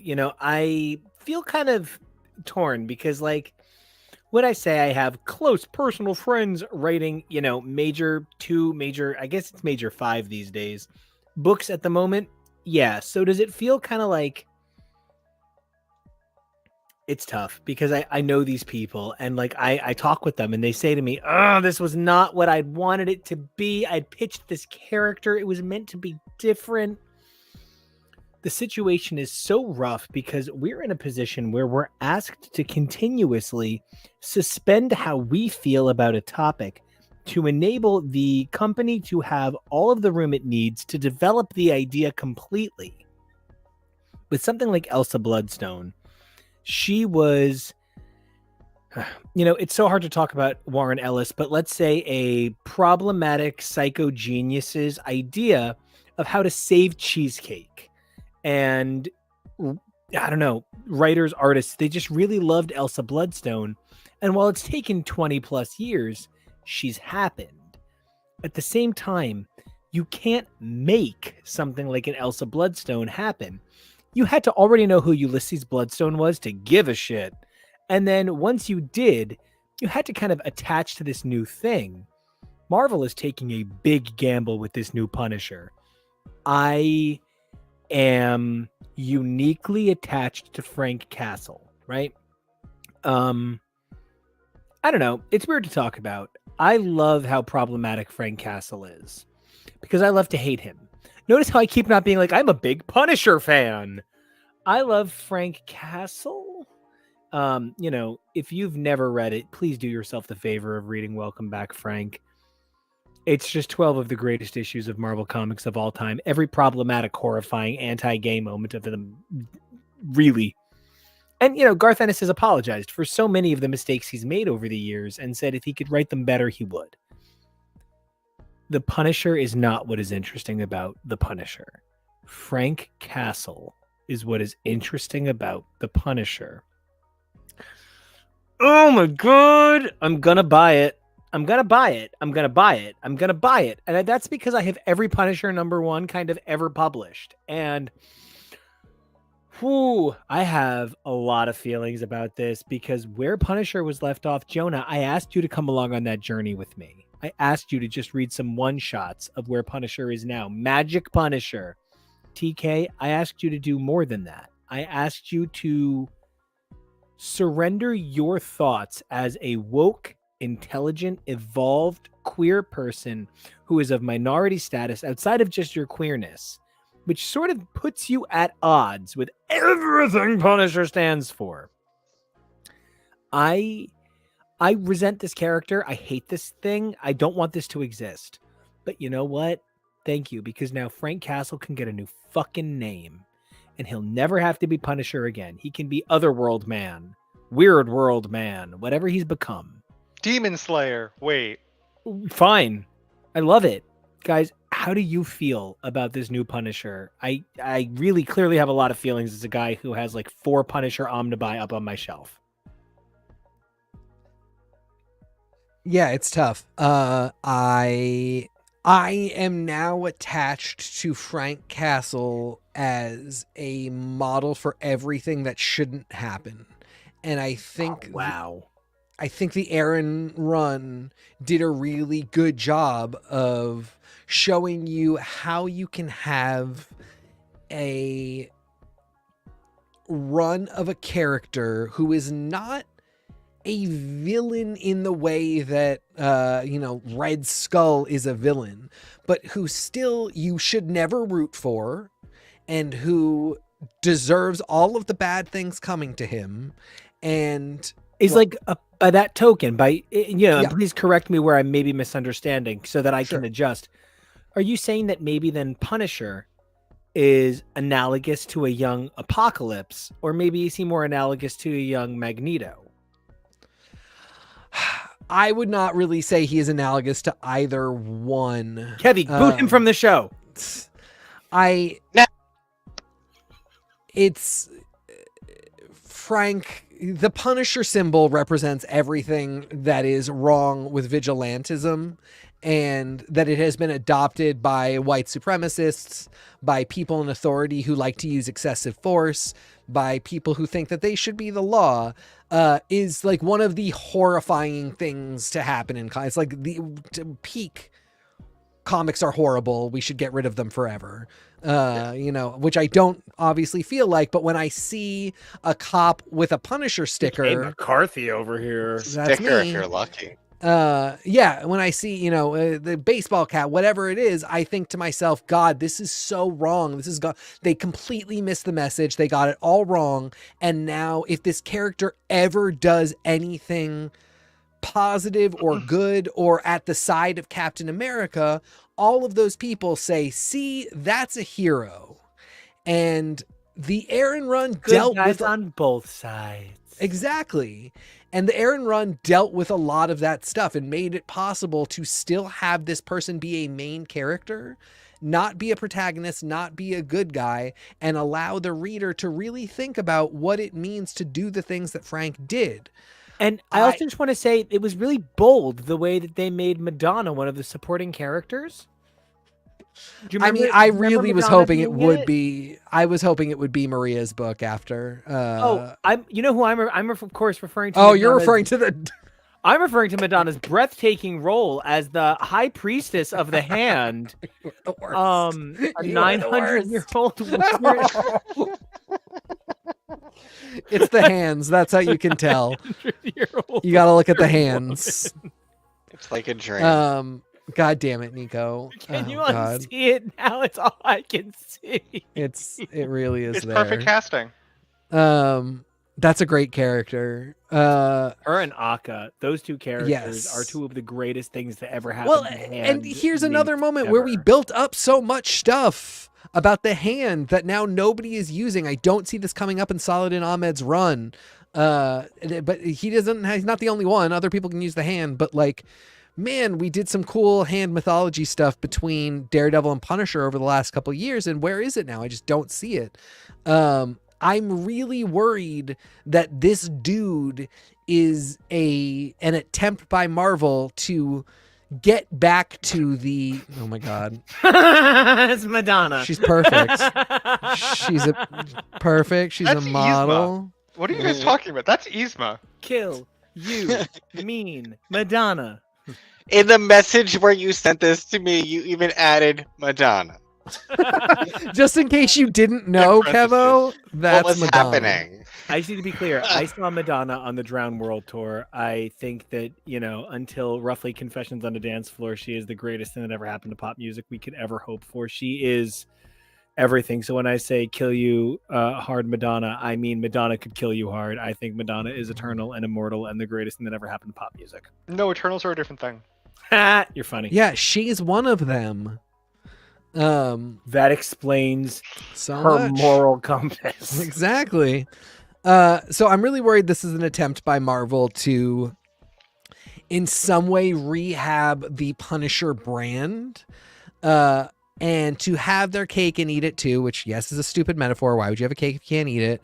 But I think it's very difficult to reclaim the Punisher logo and brand for complicated anti-heroes, kind of the way we think of Wolverine. And I think an attempt to do it would be really fucking tasteless and gross. And I think that's what this is. And I'm very, very worried about it. I, like Nico, I am okay with Frank being in books. I'm just not okay with Frank being a hero. The last time I saw it was in Asgardians of the Galaxy, and it made me really angry. But I'm okay with Frank showing up and continuing to be punished for being the biggest asshole. Anyway, that's my monologue. Jonah, take it away. Jonah, you are like the one person. I'm like, read this Punisher book. It's really good. And you're like, I've read it now. Yeah, the Punisher doesn't do anything for me. I'm a bigger fan of the Pun Finisher. Shout out to that Marvel universe with Spider-Ham. I also like Big Pun. I'm not a player. I just, That's crush a lot. But I want to talk about something that you both talked about pushing a new character on people. So I'm going to tie it back to a character we just talked about, where Nico made reference to this. Ulysses Bloodstone was introduced as Ulysses Bloodstone in 1975 and was later killed after only a handful of appearances in 1978. It wasn't until 2004 that we saw the name Bloodstone again with Elsa Bloodstone #1, and bringing back this idea, this character that had 4 issues and again would not be seen until 8 years later to be completely and utterly have the canon reimagined, changed to something that is a lot more makes sense in 2012. So we have these large gaps of them trying to, and to be fair, I still don't really understand how or why the original Elsa Bloodstone comic came to be, because who would think, hey, this character that had a bunch of handful appearances that's not really notable in any sense, let's give him a daughter and a wife, and at the time, pregnant wife that they later retconned, and let's have her reassume this mantle, only to then have her disappear again for 8 years because it did not do well, I'm assuming. It's at a bad time for Marvel, and it looked like something it should not look like. It visually looked like trouble, which nothing should ever look like. But they spent this amount of time. Someone at the Marvel office clearly was enough of a Bloodstone family fan to reimagine the character and to the character she is now today, and try to continually push her in ways where she gets like 2 appearances a year, and that's about it. But that makes sense because Ulysses and Elsa were essentially blank slate characters. There really isn't anything to them. The mantle of Bloodstone doesn't mean anything, and that's to a larger point. The mantle of a character doesn't mean anything. We often attach ourselves to whoever is that iteration of that character. When people say, I'm an Iron Man fan, you can throw anybody in an Iron Man suit. They're not Iron Man. They're saying, I'm a fan of Tony Stark. I'm a Captain America fan. You're not saying everybody who's held the mantle of Captain America. You might be referring to Steve Rogers or Sam Wilson. People tend to clarify exactly what you're saying. They'll say, oh, I'm a Rhodey fan. Or they'll say, oh, I'm a Sam fan. You're very correct with that. So the idea of loving a character of a name isn't actually what people love. They love specific named characters, and they often follow those characters. They don't, if, for example, to a point that you brought up earlier, in DC, there's a bunch of different Green Lanterns, which, that makes sense. But if they're looking for a specific Green Lantern, they're going to be looking for books that have those specific characters. They might not be fans of the other ones. And so with Punisher, we're having the Frank Castle, who was Punisher for years upon years upon years, and is only now being shifted away from that identity, and somebody else is being called Punisher. It's one of those things of where it feels weird, because Punisher in and of himself is this idea of an anti-hero, but this really edgy anti-hero that's like about blood and revenge and where's my family kind of stuff. I will never forget Charles that. Bronson. I will never forget that issue of Savage Avengers where literally half of his dialogue was "Where's my family?" Savage Avengers #1. Buckets of Blood. It's a great book. Anybody who wants to see Jerry Duggan have a good time, check out Savage Avengers Volume 1. That's a good time. very good time. With a lot of cool people that interact that I don't know if they often get to interact that much, like Elektra and Wolverine, and cool guy, not Brother Voodoo. It's just, is it Brother It's Voodoo? Dr. Voodoo or Dr. Voodoo. Brother Voodoo. I believe he's back to Jericho. not being the Sorcerer Supreme in any like even remote capacity. But Yeah, he's not I at all. believe he continues to have the title of doctor, the way we tend to call people president after the fact. Yeah. I mean, I think Brother Voodoo is probably the most offensive name you could think to come up with for a character. And that's who he is forever. So they were like, we're going to fix it. It's Doctor now. I don't think that man's been. I don't think that man's ever been to medical school. But nobody. It's hilarious to me that nobody gets that voodoo is really the problem here. So yeah, and as Jonah pointed out, this man has never been to medical school. Like, Give him some other title. Does he have like an honorary PhD or something? Are you gonna challenge it? No, know what? not when he's currently running the school. I don't want to get hexed. He could That maybe too. even, the problem is one of the reasons we go with either doctor or father is because witch doctor or father or brother, these are terms that exist within magical systems.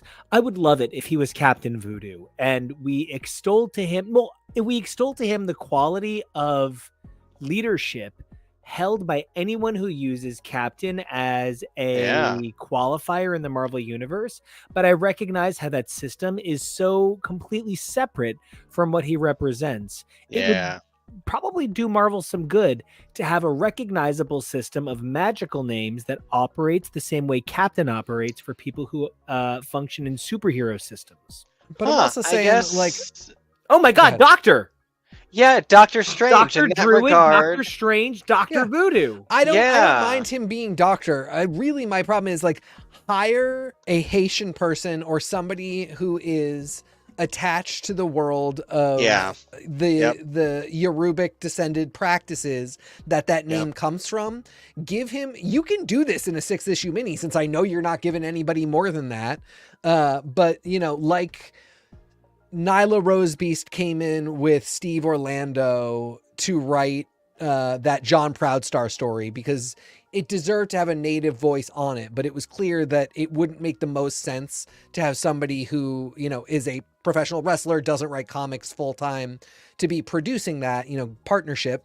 Great. There are so many people. I actually know them because my partner was a religious studies person. So I literally can think of people off the top of my head who study the practices that a name like Brother Voodoo would tie to. Hire that person, 6 issues, do the practices justice, tell some like actual stories about that type of magic, pull in a word that is less offensive and make him Doctor that.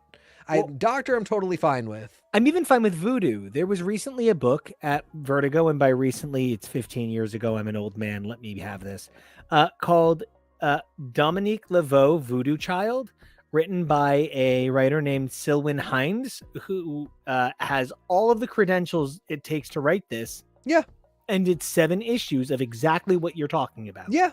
I mean, you might end up at that place. You're exactly right. Like, because there are uses of that word that are applicable and correct. We just know that in 1970... Voodoo child, things are easier. Voodoo child. This is like how I started to try and sing Meet Virginia when Virginia came on during my Scarlet's Walk re-listen. Welcome to Boston. And I really hated myself. But you see where I go as I think of the first Scooby-Doo movie. There's a man with the power. What power in the power? Oh, voodoo, yeah. voodoo. I Yeah, you love do. that You cover. do. Power of the man. What man? Yeah. Okay. Anyway, point being, back to the original point. What's in a name? What is a name? A rose by the name will be just as sweet. People often will follow. It doesn't matter what mantle. If someone likes a character, they're going to follow that character, no matter what they're calling themselves, no matter where they are. People will follow that character. Punisher, however, I fear that there's a demographic of people who idolize and use the iconography of Punisher for reasons that are not intended, are not good, are not kind, and are not what actually Frank Castle is intended to be. So shifting Frank Castle away from that, I don't think solves really any of the problems with Punisher as an iconography. I feel bad saying this, but the iconography of Punisher as it stands, I don't think really can be used without being associated with certain groups, and that's unfortunate. It feels like a band-aid solution. Frank Castle isn't the problem. Nobody cares who's being called Punisher. As long as somebody is wearing the Punisher iconography, you're still going to have the problems that comes with being Punisher.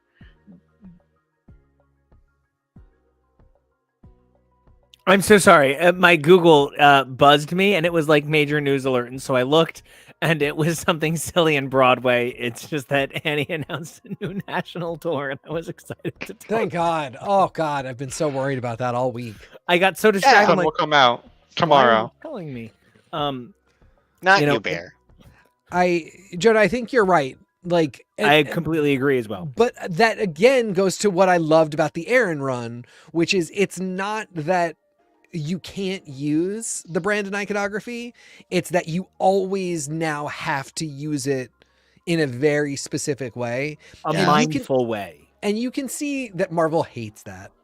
It's Like, exhausting. That's extra work. That's an extra $10 an hour you have to give the lowest paid person to like make sure that the pitch doesn't involve the Punisher saving children and being like, I'm a great guy. Do you know how much effort it takes to find an actual person of Egyptian descent in comics? Actually, none.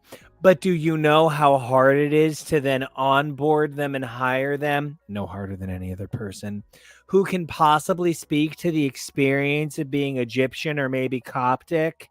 It wouldn't be that difficult to run Moon Knight by Jed McKay. Nico, you are nailing these transitions. I'm working kind of hard on it. I'm so impressed. Thank you. All right. Here's the thing about Moon Knight. Okay. I love Bill Sienkiewicz. I mean, you do. I love Doug Monk. I love so much of what makes Moon Knight great, but Moon Knight was always a title that you knew was a white guy who got powers from Egypt. It was always jank. And like, you were aware of the same thing with Iron Fist, but before they sought to make Iron Fist less problematic, they at least had Danny Rand be like, I feel terrible about my caucasoidal tendencies. And like they set up an entire world in which nobody else is white. Exactly. But Moon Knight is so defined by his literal whiteness. He is literally whiteness covering blackness. That is literally the character. And I am so frustrated that they have not done more to fix it before now, but Death of Moon Knight, Rebirth of Moon, whatever. Fine. All right. Jed McKay. Dawson is the moon. Dawson is the moon. Fighting evil by Moon Knight. I snapped too. I agree. I mean, I don't know where we're going with it. Like, I don't know if I believe that this is the end of. Do you call Mark Spector? Who's the guy? What do you call the guy? I never know. Mark Spector. You know, that's one of the things that's a little bit difficult. Like, because what do you call Clark Kent? What's Clark Kent's name? Kyle. Jarrell. Get the fuck out. No. Oh, What? Kal-El. Yeah. Kyle. But Clark Kent. Everybody calls him Clark Kent, right? It sounded like you said Kyle. I got so haughty. Listen to me. What a shitbag I am. Yeah, No, but like he's Clark Kent, but you know he's Kal-El. You know. I mean, do we call Thor Donald? No. Yeah. A lot of or- spice on that Kal-El. What's his actual name at birth? Odin's son. Yeah, like you know. Which But is I mean, wild it's- because it's- Odin it's- is named Odin Borson. It's dumber and more offensive because it's DID for this guy, and it is a ostensibly mental health condition, but it's also when they want it to be a magic thing, and then we bring reality warping into the mix. Fans are also just so friggin' picky. Every single official Star Wars post that calls her Rey Skywalker, within 5 minutes has someone commenting, "No, she's not. She's a Palpatine." Tough. It's what she is to the As official if no one has canon. ever changed their last name. I- But In either way, space. it is. I was just That thinking isn't about a Grampy question. Palpy That's earlier the this week. what? I was just thinking about Grampy Palpy earlier this week. But that is the official canon, and they call her that from official posts, and people still contest it. So yeah, what do you call characters sometimes? Can I get on a small soapbox really fast? Do it. The name Mark Spector is a waste on Moon Knight because he's not. Yes, he involves the supernatural, but this should He's have not been. the ghost. Yeah, I know. He's not a ghost. This should have been for a character that involves anything like more like Guy to get his paranormal. That's just No, like, It's not supernatural. Aster. It's not Mark Yeah. Aster like Astro. It's so it's annoying. I get you. I'm going to get on my own soapbox for a minute. I don't ever do Everybody it. get on soapboxes. This is great. Now, see, usually I don't do this, but I'm going to reappropriate that quote on the first person who's ever said it. You should credit me for how cool that sounds. We one time It is had a so person on this show who said they felt that the DID elements of Moon Knight were so intrinsic to the point of Moon Knight, to the identity of Moon Knight, that they should belong to the idea of presenting the character. Now, I just want to be very clear. This is not anybody who that was regularly associated with our team of the Midnight Mission, who covered Moon Knight with love, care, and a woke alertness to the issues contained within the title. This was a guest who just, happened to be on, who had been on our team, and they felt that the DID was something worth exploiting. I wish it had been a situation where I never felt like Marvel would have the same thoughts, right?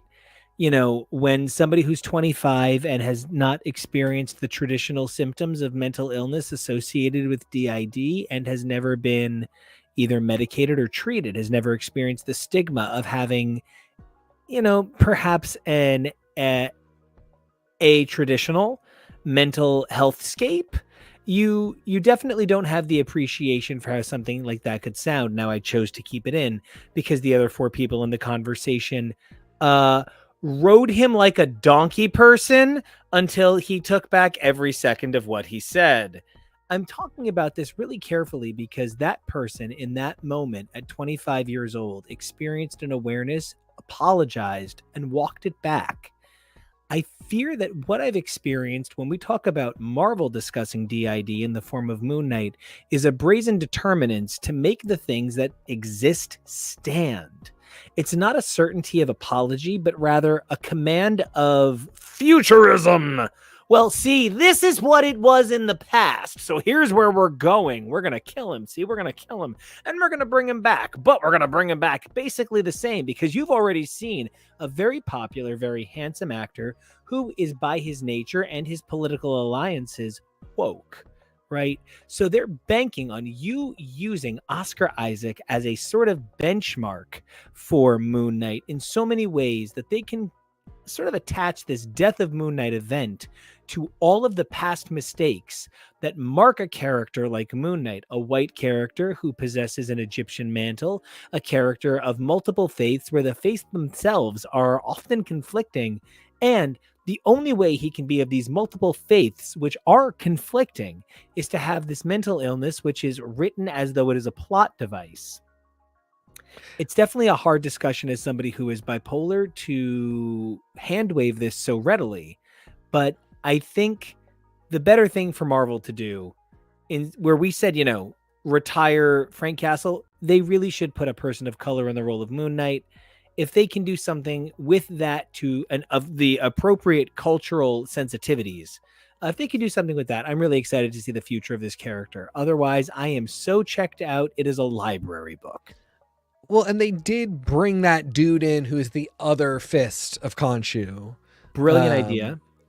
And, my thing is, in the last 10 years, they easily could have said, it's not DID. Like, how stupid was I to think that? I fully, there is a magical, comic books reason why there are 3 people here. And this thing that has never been depicted as what an experience of DID is like was of course never DID. I do not have that mental illness. I was such a fool for thinking I did. I was hexed by a witch, and now there's just As a punishment from Anubis, these three souls have been intertwined into one body. exactly what Marvel hire me. I just gave you a reason. Oh my God, I never had ED. It was a witch. Thank God. I mean, as stupid as it sounds, continuing on with this for this whole time, folding it into a TV show and doing exactly as you said, I feel is stupider. I would have taken the sci-fi reason for why this is happening. And I would have really said it as like, of course I didn't have that mental disorder. Otherwise I would have sought treatment and done anything about it. Anyway, yeah.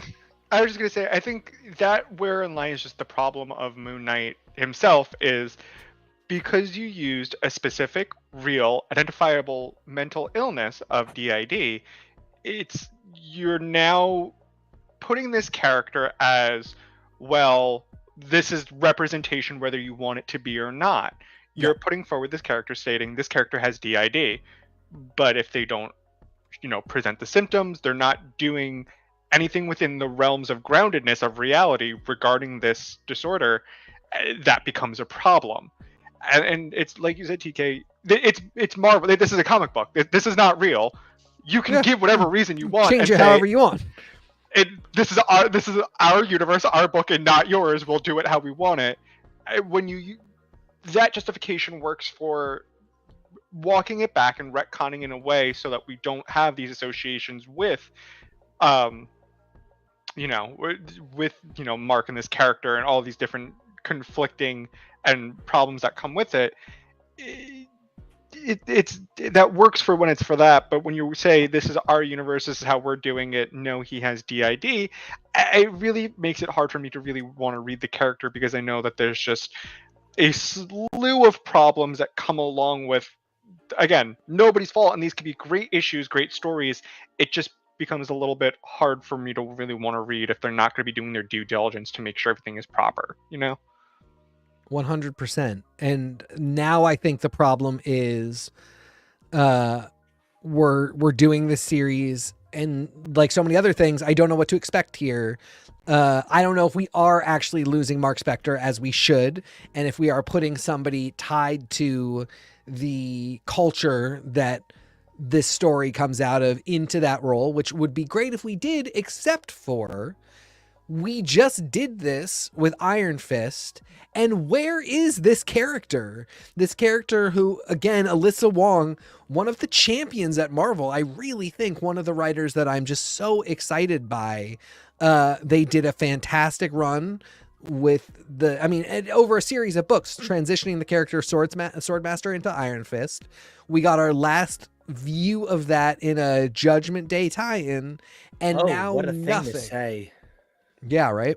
And now we have nothing. So after years of anticipation in correcting the odd mistake of continuing to have Danny Rand be Iron Fist, it is now fully addressed, and we're doing nothing with it. And that is just my really big fear for Moon Knight after all this, or my great hope is that we don't do that. What I care about just as much as recasting Apu on The Simpsons is, does he get just as much screen time per episode since the recast?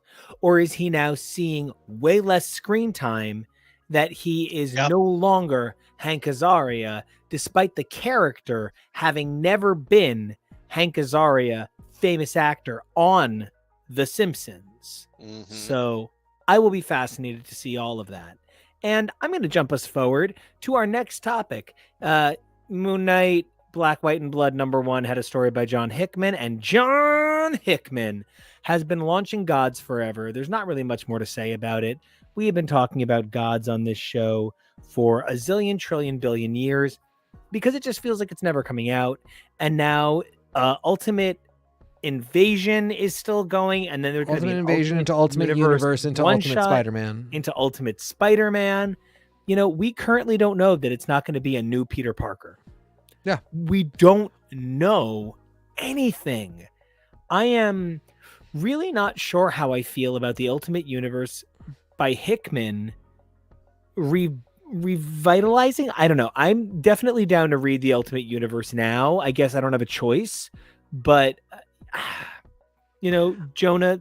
Well, TK, I also, of course, want No, your sorry. opinion. Keep going. The duality of my question is, Jonah, the Ultimate Universe was literally just like it was designed. It was designed for you. It was defined by your generation's interests, and it is described as the Marvel Universe for your generation. How do you feel about the return of the Marvel Universe? I'm sorry, the Ultimate Marvel Universe. And then TK, as somebody who saw the Ultimate Universe come and go, how do you feel about the fact that it's coming back 6-7 years after it departed, even though it never really left because they kept going to it times? So, as a blanket, I do find AUs to be very fascinating. I made a reference to Spider-Ham earlier. I like the I almost said Lethal Legion. That's absolutely not their name. Hyperion, all those people. What's So that Pastiche is Justice League. That's the Squadron Supreme. Thank you. Or Supreme Power. But I do see where you came up with Lethal Legion because it's like the Legion of Superheroes, and like they're obviously kind of creepy and like villainy in most universes. Sorry, Hyperion. The Lethal Legion is different characters. Anyway, yeah, they're led by Zodiac, the guy with the big like. Point being, I like AUs. I can find them fascinating, especially if they're doing something different enough, or they have an interesting enough concept. I talk about it. I can't tell you how many times that we covered it, even on the show. And we talk about it. The Squadron Supreme series that came out, where the concept was a universe where Captain America was not frozen from the thawed from the iceberg. Heroes Reborn. Heroes Reborn. And what does that universe look like? That in and of itself is interesting. I don't know if the Ultimate Universe is interesting enough for me. I feel bad saying that, but pitch to me. Don't feel bad. What is the Ultimate Universe supposed to be? What makes it different than Earth's? It's meant to be like, what if instead of the first 100 issues of Spider-Man telling the first 100 issues of Spider-Man, what if we did it in like 11 issues where we cut out all of the dumb filler stuff that's mostly Spider-Man talks about how the Latino at his school is real intelligent and may get to work at a gas station. And we leave out all of the stuff that just goes back and forth. And we cut all of that stuff. What if we compress that first 100 issues to like 11 or 12 and retell every story in a modern way with extreme levels of both compression and decompression? It is meant to be, what if that 100 issues was accessible to you as a person with less read time and higher expectations of art output? So that to me reads dually in two different ways. In a way to just reprint the same material in a way that they can resell and market it as something new, as well as give you the tentpoles of this character story and not really change much else. That's not that interesting to me. I like the AUs where something extreme happens. Gay Colossus.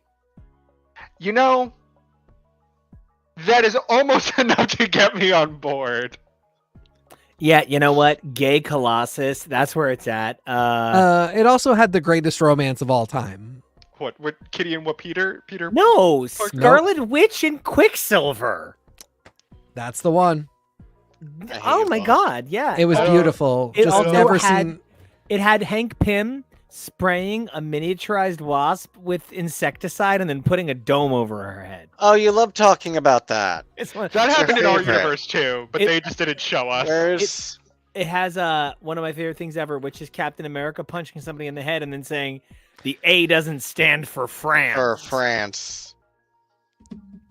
It's the worst universe ever. I hate Anyway. the universe from the outside. And I get what the concept was, and I don't think it was a bad thought to have. I'm actually shocked that it did as well as it did. I'm not shocked that it went off the rails, which it did. And I am a little surprised to see that they're bringing it back only because I don't see what the value is. I think if they were betting on nostalgia, they have backed the wrong horse in this case. I think regardless of the fact that Ultimate Spider-Man came out more than 20 years ago, I don't think it feels like people are nostalgic for that era of Ultimate Spider-Man. I bet we're re-Secret Warsing. We may be doing that. And this is the thing. As soon as I saw Hickman, I said, why is this not the secret universe? Why is this not... so smart. Oh, come on. You'd have to rebrand it. People recognize Ultimate. Hey, that's the thing from when I was a kid and I would buy my comics back in Brooklyn at Joey's comic shop. Hey. What I'm saying is I don't think that is... I love that impression, by the way. Just that's the character. But I don't think that's a big enough sell. I don't think that has nearly as much money behind it. What? Secret Wars is going to be the name of a Marvel film. Yeah. In just a couple of years. Yes. And then I think they could do a Secret Wars again in the comics, led by Hickman, where maybe Maker is the new Doctor Doom figure. Because who's the only person more intelligent than Doom? Reed Richards. And now we have an evil Reed Richards, although one of the only things, and then I'm going to make us move to X-Men, one of the only things I need to harp on is I maybe read all 3 issues of Ultimate Invasion because I really like Maker. Maker has extreme brain damage. Universe Reed Richards to be the smart Reed for him. So it's almost like, what if maybe Maker is a syndrome of Reed Richards's is, and he could pass himself along to another Reed? I don't know. I think perhaps if anybody's going to do it, Jonathan Hickman's understanding of the idea of iteration across multiple versions and yet iterations of the same character in the same person, multiple selves in a single person like Moira. It allows for 2 different forms of exploration at once. I'm hopeful that something like the idea of the many Reeds of Fix Everything and the singularity of the many Moira of the many lives of Moira McTaggart allow us to see some future in what he's crafting here. I appreciate your optimism. I'm here for it. I agree. I do hope that this is where we're going with this. I love Hickman. He has done so much great work. I usually find that my problem is with, as we've been saying with so many of these things, what happens to the work after the fact and with other contexts. So that's, my excitement is that Hickman is taking on what I think is kind of a battered property. One that just kind of fell off the tracks and got scuffed up, and really, you're right, might be able to do something with it. I think it's weird that this is all happening in the midst of Gods, which just feels like Marvel gave up on it before it even released. God, and sometimes a girl just needs one. God, that's beautiful. That's beautiful. Man, there are some Britney-loving Christian religion coalition groups that are going to really want to use that cover now. So X-Men. Let's do it. Here's my take. I find myself a little frustrated because the nature of where X-Men is trying to ride a coattails, and I had never realized this, and why something can feel so good but feel so bad. I'm fully aware for the first time ever that Hoxpox 1 through 6, the shared title universe experience, is essentially the same thing as Jim Lee and Will Portacio's, alongside greats like Chris Claremont and John Byrne on writing duties, X-Men and Uncanny X-Men 1 through 7 and 281 through 289. There was 2 really good arcs that set a precedence, and everything was told for 8 years. You just need to keep repeating the formula. Just keep doing X-Men 1 through 7. Just do Magneto having a space station. Just do things like Omega Red. Have Bishop come from the future. Do X-Force 1 through 6. Just keep doing that first arc of every 90s book. Do the logical next thought of that first thing over and over. Do you know the problem with the logical next thought of the first thing is you never get to the next thing because it's the next thought of the first thing. What follows 1 isn't 2, it's 1A. It's an exploration of all of the ideas introduced in 1. So what we've been doing since Hoxpox 1 through 6 respective is we've been tracing, exploring, reiterating, and mining elements of 12 breathtaking issues where I was like, I could rip my own heart out and eat it to get my hands on an Ohatmu for this era, where I was buying variant covers because I was concerned there might be one changed page in the reprint. And I'm fully aware now that what I'm looking at is the overmining of 6 to 12 great issues into an entire era.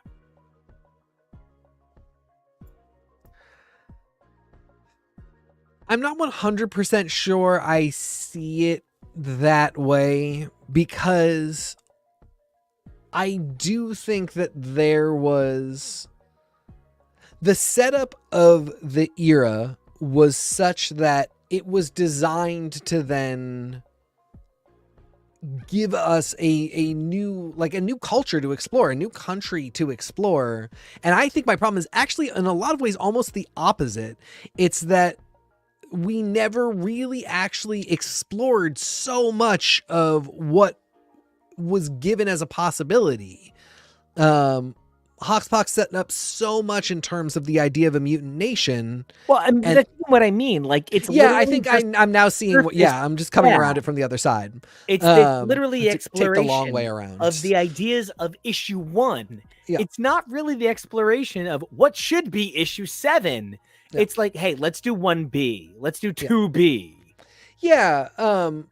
And I remember just for months, we would talk about a particular issue, and we would all say, like, the thing that I really want is just a slice of life Krakoa book. I want to know what life is like for the average mutant on this island that is finally a home safe nation for them. And I was thinking about it today, like, mangas sell so much better than comics, and slice of life manga are so successful. It just, to me, feels like there's such a disconnect for Marvel, and there's such a fear of doing other stuff, yet there is such a desperation to sell like manga sell. And for me, I really can't believe that nobody broke down and did this thing, this type of book that really sells, that is a huge logical step out of Hoxpox. If we have a nation, what is life like in the nation? Because that's not Unlimited. That is not what I am getting on Unlimited. No, like Unlimited gives us some of it, and it's cute and fun, but sell it, motherfucker. Sell the book. Write the book. Again, this can be that 60-issue one-shot even, but do it. And there's just so much stuff that we didn't do, and instead we just did everybody will always hate and fear us. Everybody is gunning for the island. It seems like the only really huge change we made was, it turns out actually Moira is the worst person in the world, and is not just a really conflicted, dark, upset character. Then you shouldn't have given her that outfit. I'm sorry. Just if she's the worst person in the world, she should not have had that outfit. You should not have made me love her by clothes. Completely agree. Also, it was the sassy stance. Yeah. Like, she had scientist heels on, and I felt like we took a hard left with skinning people alive, and I think it was weird and unfair. And then consistent hard left for science witchy types. And justice for Willow Rosenberg. Okay, So Yeah. there's a TV show. You had a big catch up night last night, Jojo. So you're like full of fresh thoughts. Yeah, I've read a lot of what came out last month to get me prepared for. All right, where are we currently at, and what's going on with this fall of X? So years ago, a friend and I decided to binge watch a TV show known by the name of The Fosters, and I had to stop watching that show after about 4 seasons, partly because that show kept employing the dramatic method of upping the stakes. Nothing can ever be right. There's always a problem. No matter if you think you're getting to the solution of the current problem, something new arises. And constant after constant obstacle was thrown into these characters' faces for whatever reason. After a certain point, that was no longer entertaining or something I wanted to be a part of. It became very repetitive and, dare I say, boring of these characters are never going to get a break. Oftentimes we joked about that the X-Men are a soap opera. It's less about the being a superhero and more about the optics of what do the X-Men represent for each insert marginalized group. However, it feels like the current runs of X-Men have been employing the dramatic method of upping the stakes over and over again. At a certain point, this is no longer entertaining to me. It is just bleak. It is just bloody. It is just depressing. I'm so lost of, okay, the X-Men and mutants can never be happy. They are perpetually going to be in this constant state of there will never be a satisfaction, there will never be anything good in the world, there will never be anything right, we will constantly be hunted, and there will be nothing. The X-Men will have nothing, they will be nothing. And it just feels so nihilistic of this group of people cannot have a single moment to just enjoy themselves. And it just feels, why is everything so bloody? It feels like almost whiplash reading back from Giant Size X-Men #1 to the 80s, to the 90s with X Factor, and to the 2000s with New X-Men, where we see less bloody, but often an intertwining of tales and different variations of this idea of a soap opera. But here, it feels less of a soap opera and more of just war documentary. I don't know how to describe it other than I don't know what the fascination is with every single book having to be so bloody. And they're just, I'm... One of the things that struck me when everything went down with the X-Men recently is that it is starting to feel a little bit like every danger that the X-Men faces is a little repetitive, is what I'm starting to notice, and that can there ever be a new type of threat? Can there ever be a new type of danger?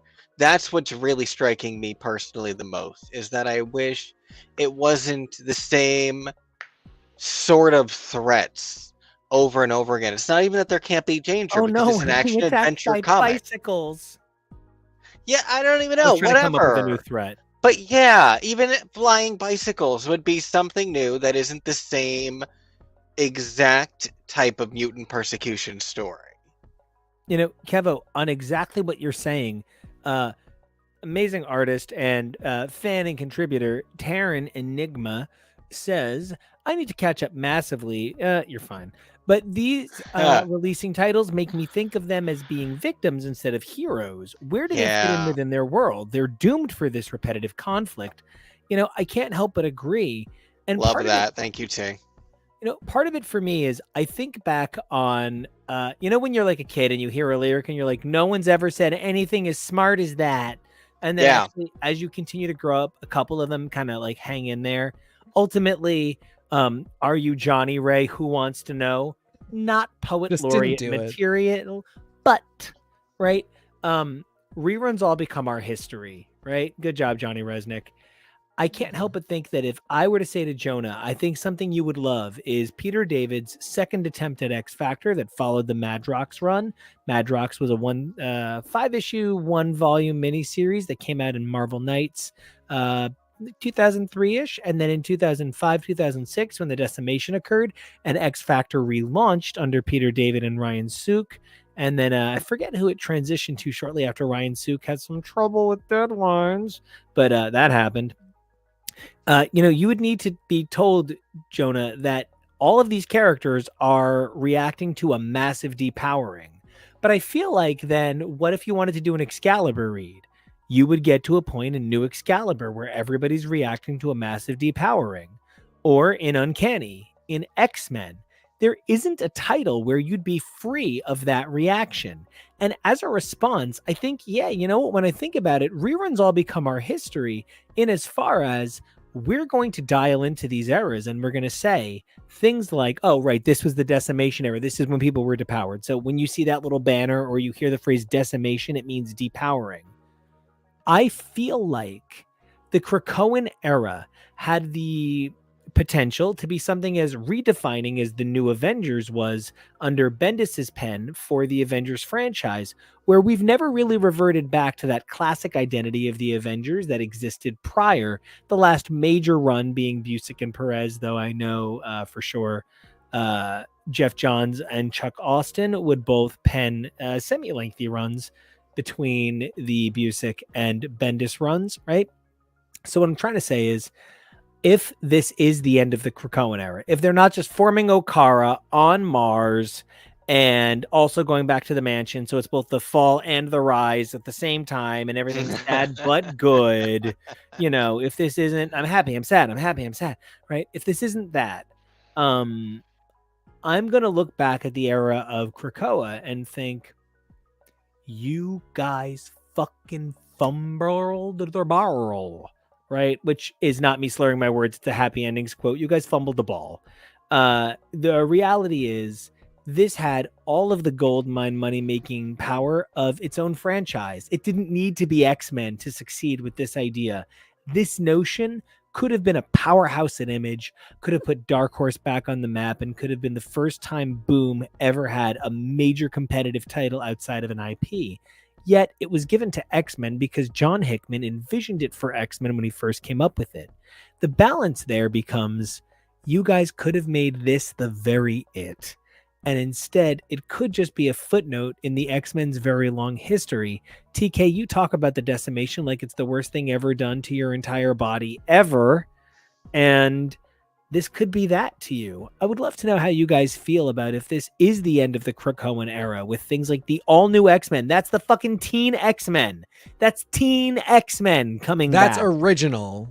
That's, and yeah, then we the have original are coming back when Fall of X launches, which is when, I'm sorry, Fall of Powers, no, Fall of House Fall of of House and Rise of Powers and Resurrection of Magneto and New X-Men all happen is when original X-Men happens. Yep. And I can't help but notice that new and original have the same X.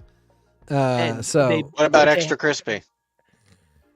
that is actually my mutant identity. Extra crispy? Yeah. My power is just like my skin is dry. I didn't know I was a mutant. At the end of the day, we have now gotten to the point where like my rage about missed opportunities is settled. And ultimately what this will be is a really unfortunate set of missed opportunities. Great setup from Hickman. Some phenomenal writing during like peak Krakoan era. Some really, really great stories told. It's just that some really big components were missing and constantly missing. And then some really big swings were taken that I just don't agree with the direction. And so if this is it, this sort of feels like the pendulum swing in the other direction of what really was the problem for me with the decimation.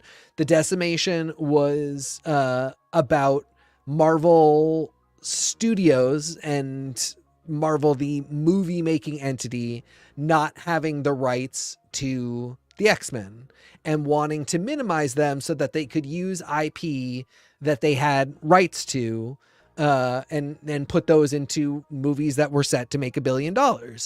They tried really hard. It didn't work. They acquired the X-Men again. And the pendulum swung all the way to the other side, where now it's about doing anything we can to set the X-Men up and to work in the house of ideas to find the best way to start putting them into film and TV. And while I'm really excited to see them in film and TV, that it feels like so much hinges on that, and big swings get taken and big decisions get made based around what's going to lead into a suitable set of circumstances for film and TV is really frustrating, because it just further inhibits experimentation and innovation and any sort of real creative liberty. And that's where I'll be if we get to all this and we end the Krakoan era, and just like, even if we just go back to the mansion, even if we don't have all the cool stuff, this is just going to be, kind of missed opportunities. But like, I've already raged about this way too much. What if it's like a special spatial magical anomaly, a little bit bigger on the inside? What if they go back to the mansion, but somehow Krakoa is the backyard? Well, I think Krakoa is the mansion. Well, I think some version of that would be really cool. Cardigan, backyard again. Yeah, let's evolve it. Let's not take it back, I think, is what we're driving at. We need to carry this forward, not hopefully wipe it from the board, which happens a lot. Yeah, and the idea of the nation state didn't really get proper explanation. So if they want to put people back at they already have gateways that go everywhere. So location, if we lost Resurrection, Not anymore. Exactly. Just ask Kate.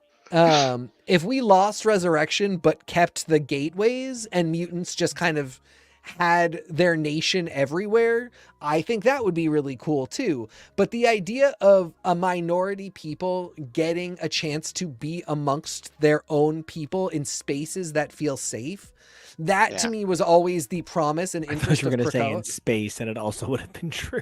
Yeah, well, yes, it could be. Yeah, it could also maybe be in space. That was the promise of Krakoa, and it was never realized. No writer ever got to come in and say, this is what that fucking chicken kid that Wolverine rescues it's either in Wolverine or X-Force, but like all these little mutant kids that we see. Don't talk about like that.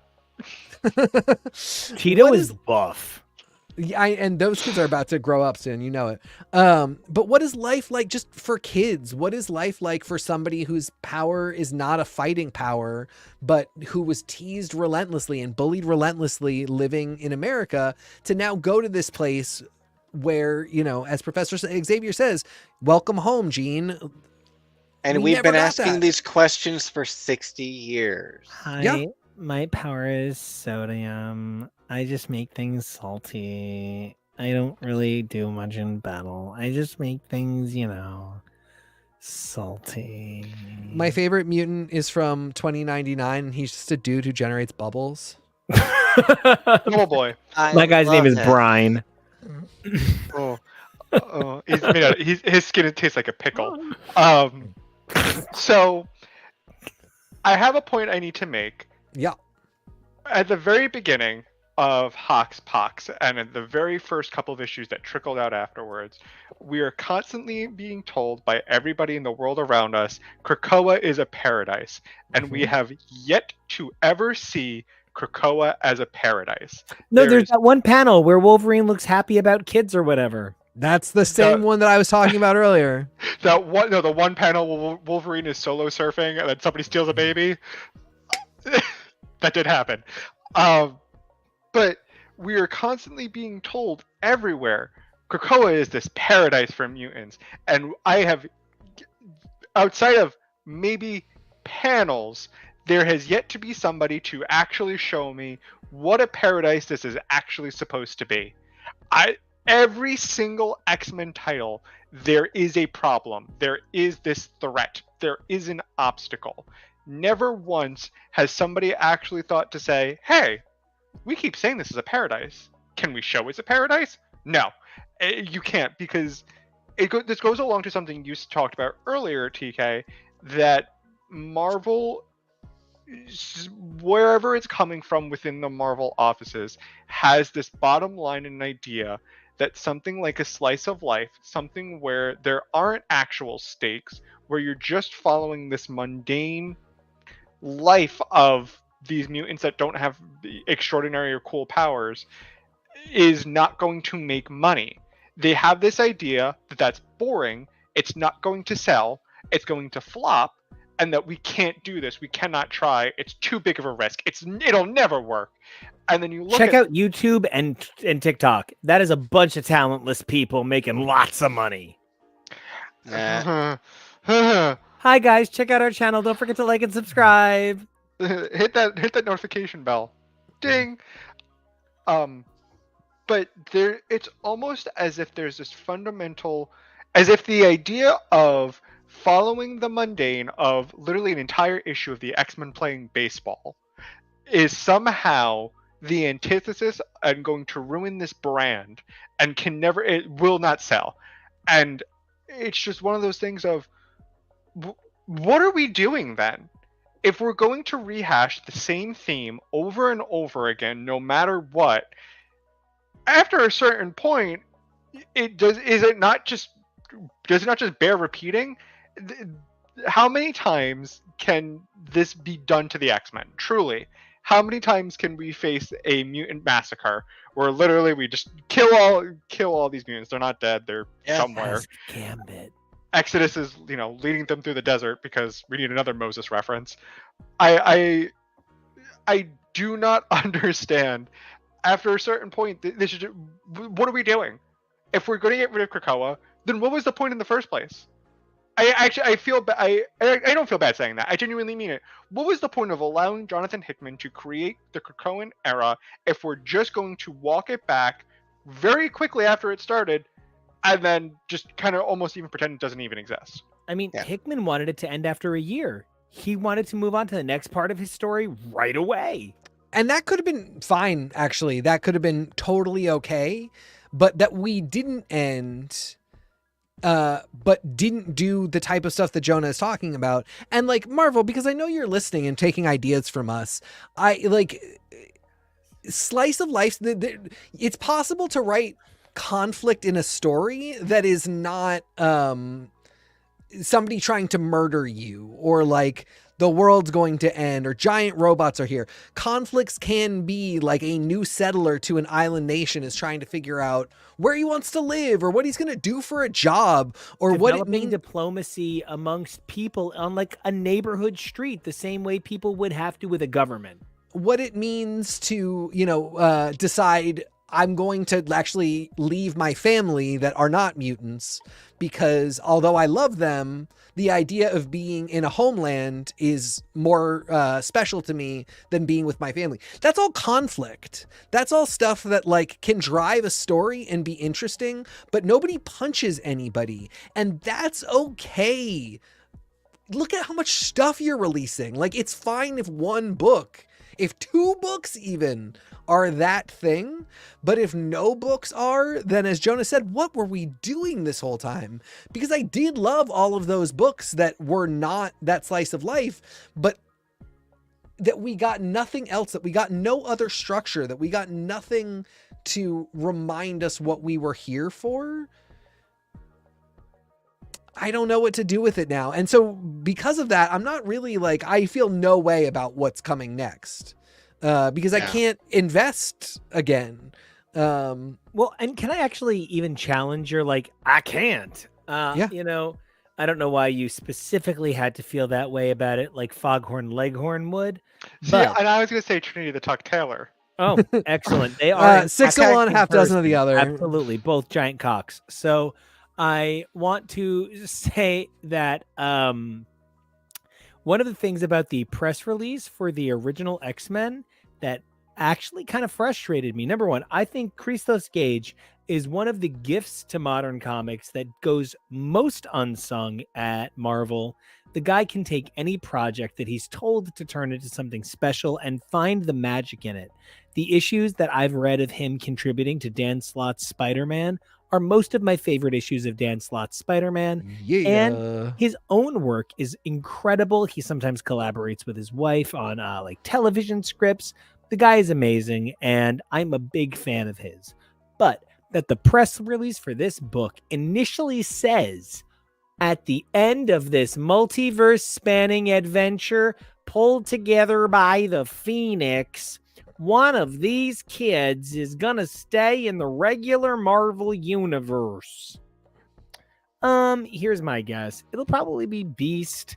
Adult Yeah, Beast is like a Because bad guy. we gotta get rid of Adult Beast. So they'll probably just leave Teen Beast, who knows magic, in the present because Big Blue Furry doesn't do a lot, and they'll like maybe even leave Big Blue Furry it's Beast over. a bad guy. But sexy thick boy who knows magic, that's hot. So People want it. yeah, I think ultimately Original X-Men is an opportunity for the Marvel Universe alongside things like the rehashing of the Ultimate Identity under the new pen of Hickman instead of under the initial pen of Bendis and Millar. I think this represents Marvel trying to say, look, we haven't really known how to bounce back from the pandemic. It ruined all of our plans. So many of our stories were meant to be told tightly. And so we had to change dialogue on pages and reorganize panels and had to make books make sense, canceled other titles, moved plans around. I think so much of what they're burning off now these are the stories they thought they'd be telling 2 years ago. And I think the push to shift whatever the Krakoan age is going to be to its next phase with things like New X-Men, Original X-Men. Wow. Now that I think about it, it sounds to me like they're trying to push 2 different eras of X-Men. Do you like the not Krakoan stuff? Check out Original X-Men. Do you like the Krakoan stuff? Check out New X-Men. It sounds like they do, in fact, want that cake and want to eat it too, but let's change it. You want to eat your cake and gain no calories. That's kind of the new version of that. And I think that's a little bit what I'm feeling with New X-Men versus Original X-Men and things like the resurrection of Magneto. There was such a to-do made about killing off Magneto, and now I'm being told in 4 or 5 months from now, I can get ready for Magneto to come back. That's great. That's very exciting, genuinely, because I'm a big fan of the character. He's a necessary component of the functioning of the X-Men as a unit. But one of the things that then I wind up feeling is like there really hasn't even been time to grow on that harpy. There hasn't been time for grass to grow on that harpy's grave before we're bringing him back. And are we bringing him back with the protocols? Are the protocols going to be the last moment? Like, is returning Magneto the last thing the protocols do? I don't know. I find myself in a position where I feel as though what the X-Men are promising me 5 months from now, 6 months from now, is a backdoor exit out of where we are. But do you want me to keep buying the books about where we are or not? Do you want me to stop buying my books until January? Trust me, I'm happy to save my money for a couple of months. But if I should be buying these books and not just catching up in December on Marvel Unlimited and then purchasing the arcs I feel like finishing before the new books launch, I need a reason to care. At the moment, I'm being told nothing I'm reading is going to be appearing in January. That's a hard sales pitch on December, you guys. Yeah, I mean, that is such a problem that we're seeing all over the place now, and it's the thing that we started with at the show. There's the rapid fire, disjointed pace of promotion, and I honestly think it's kind of sad that they're not doing more promotion of what's out this week, and what they do feels just very superficial. I love doing this show because I love to talk about comics, and I know there are other people like us. The point being, I don't think it would be difficult to do more promotion of the books that are currently out and the era that is currently out, with the creators that write, with fans that read, with, comics scholars. There's so many people that want to sit and talk about this crazy Alpha Flight book, or this first issue of Uncanny Spider-Man, where we've got Kurt being Nightcrawler being Spider-Man. Like, that's actually interesting. There is stuff there, but I really haven't heard word one of that. And I believe Marvel might have put out an announcement or two or like an interview or two, but nobody cares because we just found out that one of the original X-Men is coming back and Magneto is coming back. Well, And the Nightcrawler book was announced in fucking what, July? And I just feel like don't remember I'm still going to care about these original X-Men and Magneto books when they come out. I'll care about them during Comic-Con. You could have announced them then without this preamble because you're still saying that you're going to officially talk about them at Comic-Con. So we didn't need this announcement. But I think Uncanny Spider-Man could have used the boost. This is the have to talk of comics. Hey guys, look, coming in October, we have to talk about the original X-Men, right? This is hey guys, we have to talk because they're like literally telling us, get ready, big announcement coming. Don't worry, you guys, it's going to be huge. But wait 2 months. It's frustrating. We were already going to pay attention to what was happening at Comic-Con. I forgot how much of this was getting more announcements. Nobody in the fandom was like, I don't think I care about Comic-Con announcements. What all of us do is look at like the schedule for big cons and see if we get an announcement. And like, I think NYCC and SDCC alone, that should be all the announcements for the year. You should get everything from those two. And then otherwise, the promotion should be focused on what's out now. But Nico, you're so right. And it's been the kind of the thesis from the get-go is like, how can I care? How do I even have time to care? The extra time that it takes to sort through all of these announcements literally took away from my comic reading time this month.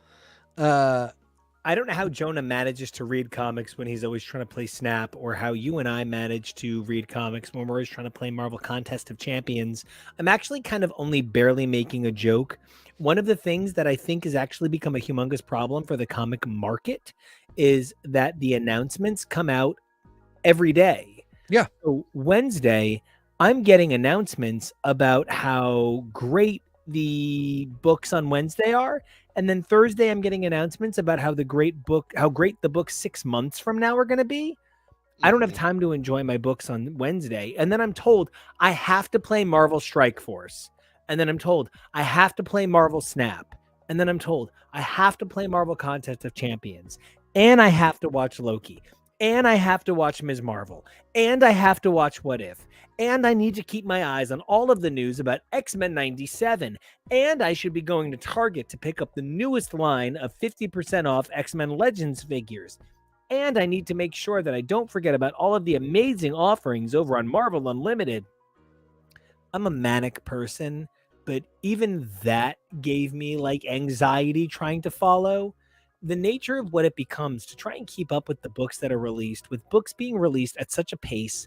If you ever use anything like Marvel Fandom or the CMRO, which is the complete Marvel reading order that we always reference, you'll find that the complete works of Spider-Man, for instance, rests on like 180 pages of, issues. The 60s to the 80s are like pages 1 through 10.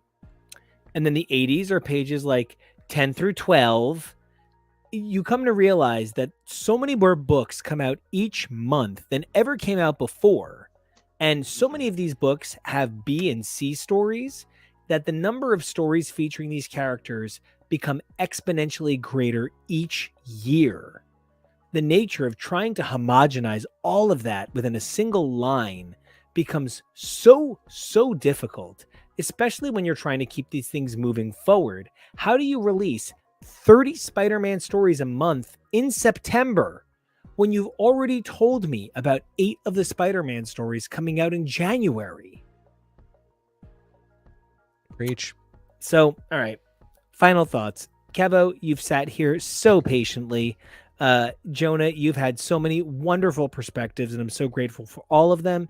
And TK, as always, my partner in this devious crime of talking about weekly comics. I'm so excited to get everybody's final takes on this topic. As for me, if you're asking me how I feel about comics in the now being but promising me that next year will be better, that's a really rough market. We sometimes talk about TV shows that take rebuilding years. For instance, just for example, Gilmore Girls season 4 often feels devoid of very strong stories, but when you watch season 5, you can see how it's actually a much stronger season. I actually think the 4-5 parallel also operates for something like Buffy. Sometimes TV shows just need a little bit of time to tell perhaps what we might consider expendable or recyclable stories so that they can build towards stronger, bigger ideas that give us the emotional impact. There's nothing wrong with a short kind of filler arc if that filler arc is highly enjoyable. I think what Yeah. I'm finding right now is the nature of Marvel is they're trying to tell us, don't worry, this right now is just a filler arc, but it's enjoyable. What's coming next, that's the big thing. And then when I get to the big thing, they say, we changed our mind. This is a filler arc. We know that last filler arc was just filler, but this one will be enjoyable. But the next thing is going to be the big thing you're waiting for. And the delayed gratification is beginning to greatly affect my appreciation of the month-to-month stories. That's my final take on all of this. I wish it weren't, but I really think that Marvel is in a position to change that with this last slew of announcements. Let's go in a down and clockwise kind of order. Kevo, Jojo, TK, and then give me your sign-offs. Kevo, what do you think about this state of things? Counterclockwise. I was going to say this is just counterclockwise. Anti-clockwise. Wittershins. Yes, that is correct. Yeah, I really echo a lot of what you are saying. It's the nature of live art, and that's part of what rebuilding years are in terms of television as well, especially more back in the day of Gilmore Girls. Television is wild today, so, its structures are different. But, you do need, filler arcs sometimes, to put it horribly. But when you are a live thing that is going on for years, you do need these periods of rebuilding sometimes. But it's rough to get through, especially if you don't get to something great. So I don't know. I have hope. You have to live in hope. Absolutely, I agree. I think, hope for the future of Marvel is definitely the name of the game because it's not a lack of hope for sure. Yeah. And where can everybody find your fine self? You can find me on the socials at Kevo Rayleigh. That's KevoReally. Jonah. Hi. Yeah. So I'm trying to be hopeful, but how much longer can I be asked? You gotta stay hopeful. You kind of gotta get through this to make it to the end and get to the good stuff. And I feel like How many that's not times? Yeah. really fair to me as a comics reader that I have to be told this, what I feel like is a few too many times, because my patience is wearing thin. That's not fair to me, that I have to kind of wait more and more. And you're now asking me to gamble on, in a year from now, hey, you might like this, it'll be different at least. And then what's the problem if I don't like that a year from now? I gotta wait another year before I determine if I find something I like. And in the meantime, you've purchased 60 issues at $3.99 a piece. So in the meantime, you've paid $240 in issues alone, hoping that next year that canon will pay off. As a great character from the theater said, maybe this time I'll be lucky. Maybe this time he'll stay. I love Shakespeare. Shakespeare. His Shakespeare was a little shaky, dear. I mean, Candor and Ebb are as close to Shakespeare as we've had in the modern age, so. Who's on first? But more importantly, I can only say there are other titles I am much more and have been interested in exploring. I've been following Hellcat, and I've been very much enjoying that. So shout out to you, Patsy. You're doing great, kid. Oh, it's just Patsy. It's just Patsy. It's just Patsy. But we like Patsy. Patsy. I'm finding my attention drifting elsewhere into other IPs within Marvel, and even then it's a little... it's a very loose tether right now. But if you want to follow me, you can follow me on any socials at Peak Jonah. That's PEAK. TK! Yo! I want to make sure that I say as many times as I can that so many of the creators on these books are phenomenal. Even when I have a harsh criticism for somebody like Kieran Gillen, who I worship and I have since the Phonogram days, like an artist that changed the way I write and think about Sword everything. Volume 1, man. That Yep. That early Marvel work. How can you overlook that Abigail Brand when she was 1% likable? I mean, truly, Sword is a great example of what I thought everybody should be doing, because that was a really interesting piece of nationhood and the random mutants that got brought in, the idea of like sort of backups. It was just a phenomenal book, and X-Men Red has really been fantastic. That's Ewing. These are all Ewing. Anyway, Immortal was also fantastic. Point being, I had a harsh criticism earlier where I said, like, I really feel like Apocalypse having Jean on a leash is inappropriate. I do not feel like that was a good move. I still think Gillen is amazing. I think, Alyssa Wong is what makes the comics world turn. Teenie Howard, Leah Williams, just Vita Ayala, so many amazing creators that were part of an era that I have a problem with. Even somebody like Ben Percy, I think I like right now am following his writing career almost more than anybody else's, because I want to write like his Ghost Rider. Absolutely. I don't think that his X-Force is bad writing. It just is choices that are not for me. And editorially, I think the choice to keep one man on a book for this long, it's not always the right choice. I know we love longer runs, but I think we've gotten to a point where it's maybe too long. It was a criticism that I had for Tom DeFalco on Spider-Girl at around the same point, and then he kept going for more than double that amount of issues. Yeah. So, to have these criticisms is not to say anybody is untalented. I don't think I've talked about a single person today that I don't think I would aspire to their talent. That's writers. The artists I can't even conceive of. Even somebody like Greg Land at his worst, I could not do. So everybody involved works so hard and is so talented, and I just never want to minimize that. That is such an important thing. But we did talk earlier about how there are a lot of different camps with a lot of different motivations, and it's not just all the creators, it's editors, it's corporate interests, and the fusion of all those things together is putting me as a reader in a place where I'm having a lot of trouble, and I'm finding myself being more negative than I want to be. Granularly, on a day-to-day basis, on a panel-to-panel basis, I really do love a lot of this stuff, and I really am proud and impressed by so many of these stories. Great read. When I pull back, it's a lot more difficult, and it's difficult because I want these stories in better frameworks. I want them to last. I want them to be in beautifully wrought homes that will survive. I don't want them in McMansions that are going to crumble. And it just feels like some of this structure that we're looking at, where we're constantly building the next wing of the house without having checked on the design of the wing we were in, it's gonna collapse. I agree completely. I want things that feel like they deserve omnibus editions, not just a quick trade.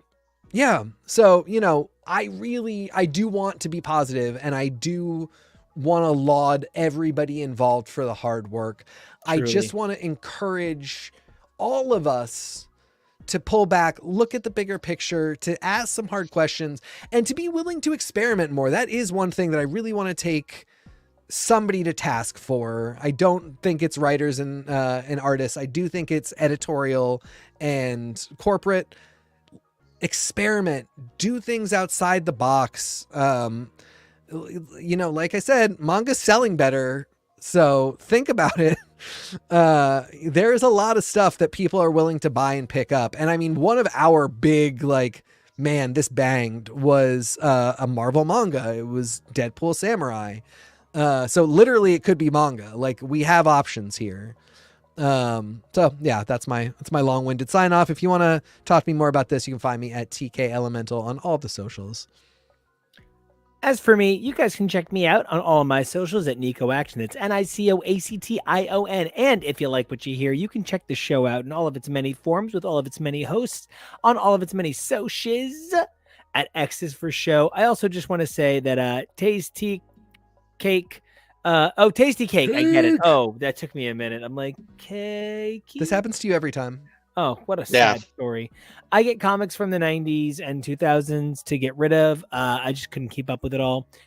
That's the We've all nature of been what we're there. talking about. Like, it's so hard to engage with this medium in a way that can be meaningful. So, whether you're a casual fan or a long-term fan, we're always just super grateful for the participation and joining us. Now, if you like what we do, we also do the same thing we do for comics for TV.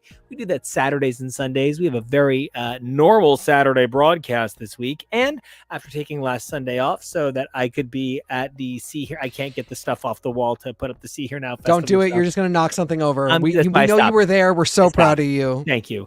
But Sunday, we're going to have a normal-ish broadcast, but we're going to be doing it all together. It's going to be really exciting. I might run into TK's camera just to prove that I'm there. It's going to be real exciting. But until we come back to talk about TV and movies and more on Saturday and Sunday, we have 3 requirements for you guys. Number 1, you got to stay safe. Number 2, you got to be brave. Number 3, evolve daily. And if you can do those 3 things, we'll see you next time. Don't forget to like and subscribe. X is for show.